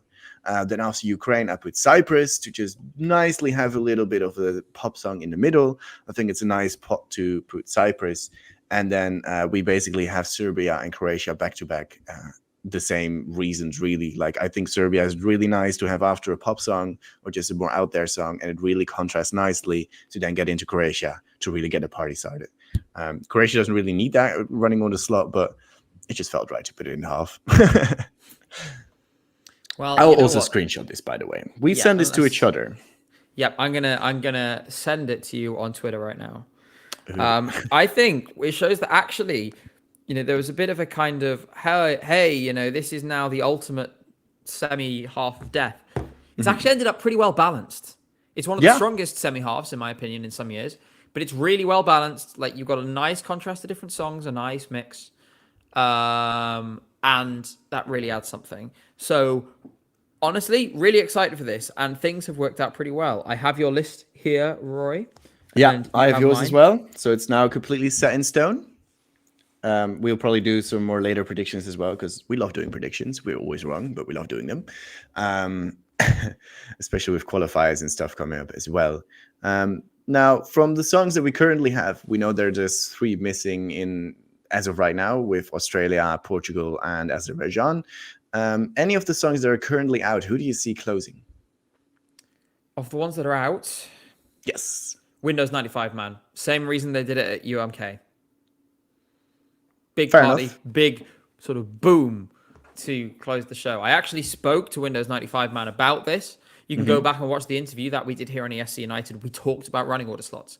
And we agreed that his song is very much a first in the running order or last in the running order kind of song. You either want it to get the party started or you want it to finish the party off with a bang. Because it's in the second half. Aha, see, there we go. Shout out if there are any Finns in chat. Hi, Finns. Hey, Swammer. I think I'm pretty much agreeing with you with Finland being the last one. And if they don't put Moldova in 8th, I'll be rioting because that'll be exactly the middle of the semi-final. And I love those kind of things. I feel like the producers might do this because that they'd be just to give themselves a giggle. I mean, they're human like all of us. They will most certainly not do it just because to piss everyone off, basically. Yeah. I think there's going to be a lot of songs which are easy to like just fill in wherever here though, because you've got a couple of songs that are total non-events, which makes it a lot easier. Yeah. You go from the really strong half to a half that is, it's almost like this semi-final gathers too much steam and then finishes too early, I would say. And nobody likes someone who finishes too early. And for that reason, I think, it's going to be the second half is actually an interesting question to work. Okay, how do we keep the momentum going? That's why I would put Windows 95 Man really late to lift everyone up. Sorry, that was a funny comment. Can we do the same with semi-final 2, actually? No, we cannot. Yes. Okay. No, we cannot. We can not, but I sounded really enthusiastic. Unfortunately, we have to wait for that for next week. Although Armenia, we don't even know a date when it's getting released. But next week, we need to have everything, right? I can tell you, though, I think Estonia or the Netherlands are closing. Again, big party finish. Netherlands would make sense, I think. I think Estonia, they're going to put it somewhere in the middle a bit more. I don't know. I just have that feeling. Anyways, are there any more questions at ESCUnited? If you have some, we can talk for a little longer. To you guys, at least. I still have time. I don't know about you. Yeah, let's go. Another sort of let's sort of enter up about half past, shall we? Let's take another sort of 10 minutes about questions, see what people have got. Just to be clear, I will not be answering the question on whether I am speaking from experience on my previous comment. Thank you for your Please don't. understanding. I will hide you on the stream again. It was a funny comment in its context, and we shouldn't continue that much longer about I it. can see a couple more questions coming through at the perfect time to move us along. Wonderful. So, Connor John always here to help us out. Shock qualifiers or non-qualifiers at the moment. What do you think, Gabe? shock non-qualifier Slovenia. That semi-final the cards could fall against them. If, essentially, the votes go elsewhere, with Serbia now sending a very strong ballot as well. The fact that the show is so strong, obviously, like I say, the Iceland decision has made it easier for them. I think potentially they could, be in trouble. It depends also on what songs are around them. What about you? Who are we saying? Do you want to a shock qualifier first, maybe, then a shock non-qualifier, and then I'll finish with a shock qualifier. I mean, according to you, Moldova would be a shock qualifier. I think that has a pretty good That was chance. actually what I was going to say. So, and I actually I don't see Slovenia as that much of a safe qualifier anyways. Like, I think it's always kind of been borderline for me. Like, she can sing very well, but I don't know. We need to really see that come together, especially with the visuals and stuff. And that can really be hit or miss for me. And yeah, I don't know. I'm not really convinced on Slovenia being that much of a sure qualifier. It's maybe not a non-qualifier in semi-final 2, but I'm starting to fear for Estonia's chances a little bit, which is a bit unfortunate because I know you love that song very, very much. But out of the very out there songs, I think that is at the moment kind of the one that punches the least hard out of them. And no, you sometimes don't need to punch very hard to win. It's sometimes about other things as well. I don't know. I have a bit of a... Oh, Roy. That's all you're going to say? Good. Oh, Roy. I'm 100% confident. 100%. Interesting. Oh, I think they're qualifying. I'm just not sure how they will do after. Yella is asking, if you could swap one national final winner, who would it be? Do you have anyone? It's quite difficult because there have been a lot of national finals. I have to maybe grab my scoreboard app with there as well. There's an obvious answer for me, which I talked about before, but I just want to have a quick think for a second about some of the others. I think, in terms of my favorite song that didn't win its national final was Paskana by Sara Sipola, but I wouldn't swap it because I really like No Rules as well. I think chat is screaming it at me, and I think I agree with him. Rick in Germany. Yeah. Oh, yeah. That was such a fumble. That could have won Eurovision. Well, honestly, Germany. It would have done really well. It's definitely the obvious one. Another one I want to point out is Czechia. I think Dopamine Overdose was a really, really good modern pop tune, and I still listen to it. That says something. And yeah, I would have loved that to go a lot more than Aiko's song. I think that one's a little disjointed, which is all right, but I think Dopamine Overdose would have been a better choice. That song is catchy as hell. Literally, okay, again, I want to show you how much I agree with you, Roy, because if I go on my on repeat right now and scroll down, let's see, 1, 2, 3, 4, 5, 6, 7, 8, 9th on my on repeat. Here it is, guys. This is the ultimate barometer of good taste, so make sure you take notes. Yeah. This is the exposed music right taste. There. Dopamine Overdose. Just nice. To Up by Matt Black. I actually hadn't realized that. I go, hi guys, I'm the ultimate pinnacle of good taste. And then I show you the song just one place above Up by Matt Black. Yeah. Oh my god. Anyway, you know what? I stand by it because that song is a banger. But yes, Dopamine Overdose is a banger. Even more of a banger than Up by Matt Black. That's my comment on your comment. If we had to go by my highest placed national final song that didn't make it, it would actually be Little Angels from Ukraine. And that was from Svoya, which was in the wildcard round for me, which is in first, second, third, fourth, fifth for me. Actually, Nendes Narkotikumides is my third place in my on repeat. I might. Oh, yeah, it's all right. I'll show you. Oh God. Ooh, ring light. It's the ring light through and everything. But look, we both have Nendast and Rimtim Tagidim in our top 5. Yeah. So I feel like, Roy, this is going to be a fairly good year for Gabe/Roy taste relations. We'll be partying. Yeah, literally. We're just going to be having a great time. And I know, like, we have a bunch of friends who are really into these songs as well. Eleo, if you're in chat, I know, loves some of these songs. It's going to be such a good year. Exciting. Lots of exciting. More questions. We don't have much time. More questions. Okay. EKNMNS is asking your top 3 at the moment. Shoot. Get that scoreboard. Yeah, I need to get well, it as actually, well. I don't need the scoreboard. I can tell you exactly what it is. Lithuania, Estonia, Croatia. To be honest, I'm not really sure in what order. It's kind of interchangeable. I'm going to put Estonia number 1 just because that's what I listen to the most. But all 3 of those songs, some of my favorite Eurovision songs in several years. Roy, go. For me, from third to first, and it can still very much change, it is in third, Italy. In second, it is Norway. And in first, it is Croatia. I just cannot get enough of Rimtim Tagidim, and neither can my teammates, apparently, because last week I was on stream as well. I told you that I just put that song in there randomly. And then this week, I told them, oh, it's going to Eurovision, actually. And then without me actually putting the song in there, they requested like 3 or 4 times. And like they're absolutely in love with it at the moment. So Rimtim Tagidim. It's very much a good song. And I think it will do pretty well. Okay, that was a quick question. Are we going to have any other questions in here? I see some more love for Dopamine Overdose. Love that. Interesting questions. You get called out for Nomad Black. Somebody says Kaboom from VB Gang. That's a good. We actually added that to our warm-up playlist for handball as well now. They actually love that too. So there you go. Kaboom! Fuck the chicken, yeah! I'll get you to dance. Never said that song. I'll get you to dance to it.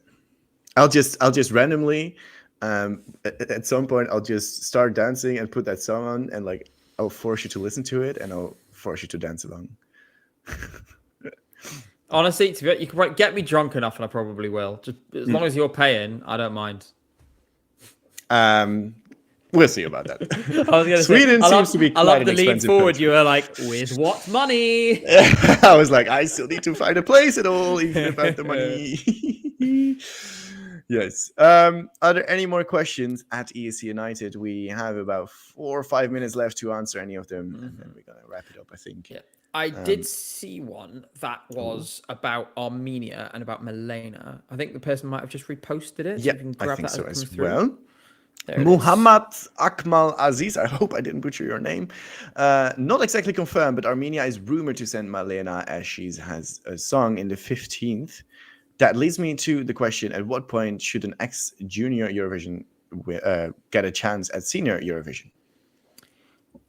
Do you want to take this first or should I? Well, I mean, it's an age thing where you need to be 16 and over to participate in the first place. And after that, it's pretty much fair game. And I mean, junior artists have been in Eurovision way more before. I mean, I think Celia Kapsis is like 17 as well herself. And even Sylvester Belt actually participated in the Lithuanian national final for going to junior Eurovision. So there is even sort of, it's not fully a junior Eurovision artist because he didn't actually participate in junior, but at least in the national selection. Destiny, somebody points out as well, has been in Eurovision. That wasn't junior before. Eugene as well, which were the Dutch representative in 2017. So there have been plenty. Yeah. I think, if it fits their careers, then yes. And often going to junior Eurovision means that at some point in your career, going to Eurovision will be feasible. There will be something that's accessible for you. But it's different for every artist. For Milena, I think Milena would be a really strong choice for Armenia at Eurovision one day. Kami Kami would have done really, really well at Eurovision. Like, it would have been among the favorites if it was a Eurovision song. The thing is with these junior artists is that I would not send them too soon because they're very young. Like 16 is the limit to participate at Eurovision, but a lot of people underestimate how much stress and how much you have to deal with at Eurovision. Like, you need to talk to press all of a sudden. You need to do a lot of things. A lot of things get asked from you, from delegations, from a lot of people around you, and it is incredibly hectic. And when you're that young, it is very difficult sometimes to process all of that and to really be able to cope with all of that. So I would maybe wait a few more years, maybe with Malena, to make sure that she's ready for it, because it can be very stressful and it can be very difficult. But yeah, I would not send them too young, basically. But I like always sending young talents. The most important thing is that there's a support network in place. I mean, this goes for any artist, really. Having a support network in place is more important at Eurovision now than ever. I think you only have to look at the impact it's had on experienced artists who were thrust into the spotlight by it. Kadia, excellent case study. Kadia has openly said himself how difficult that experience was and how difficult the year that followed it was as well. So if people are ready, then the answer is yes. But make sure you have the system in place to support them. Hopefully Cyprus have the system to support Cilia. In general, if I was in charge, I would make it so you couldn't participate until you're 18. Yeah. I realize that creates that little gap of a few years where you can't participate in either, but don't really care. No. I think it's just...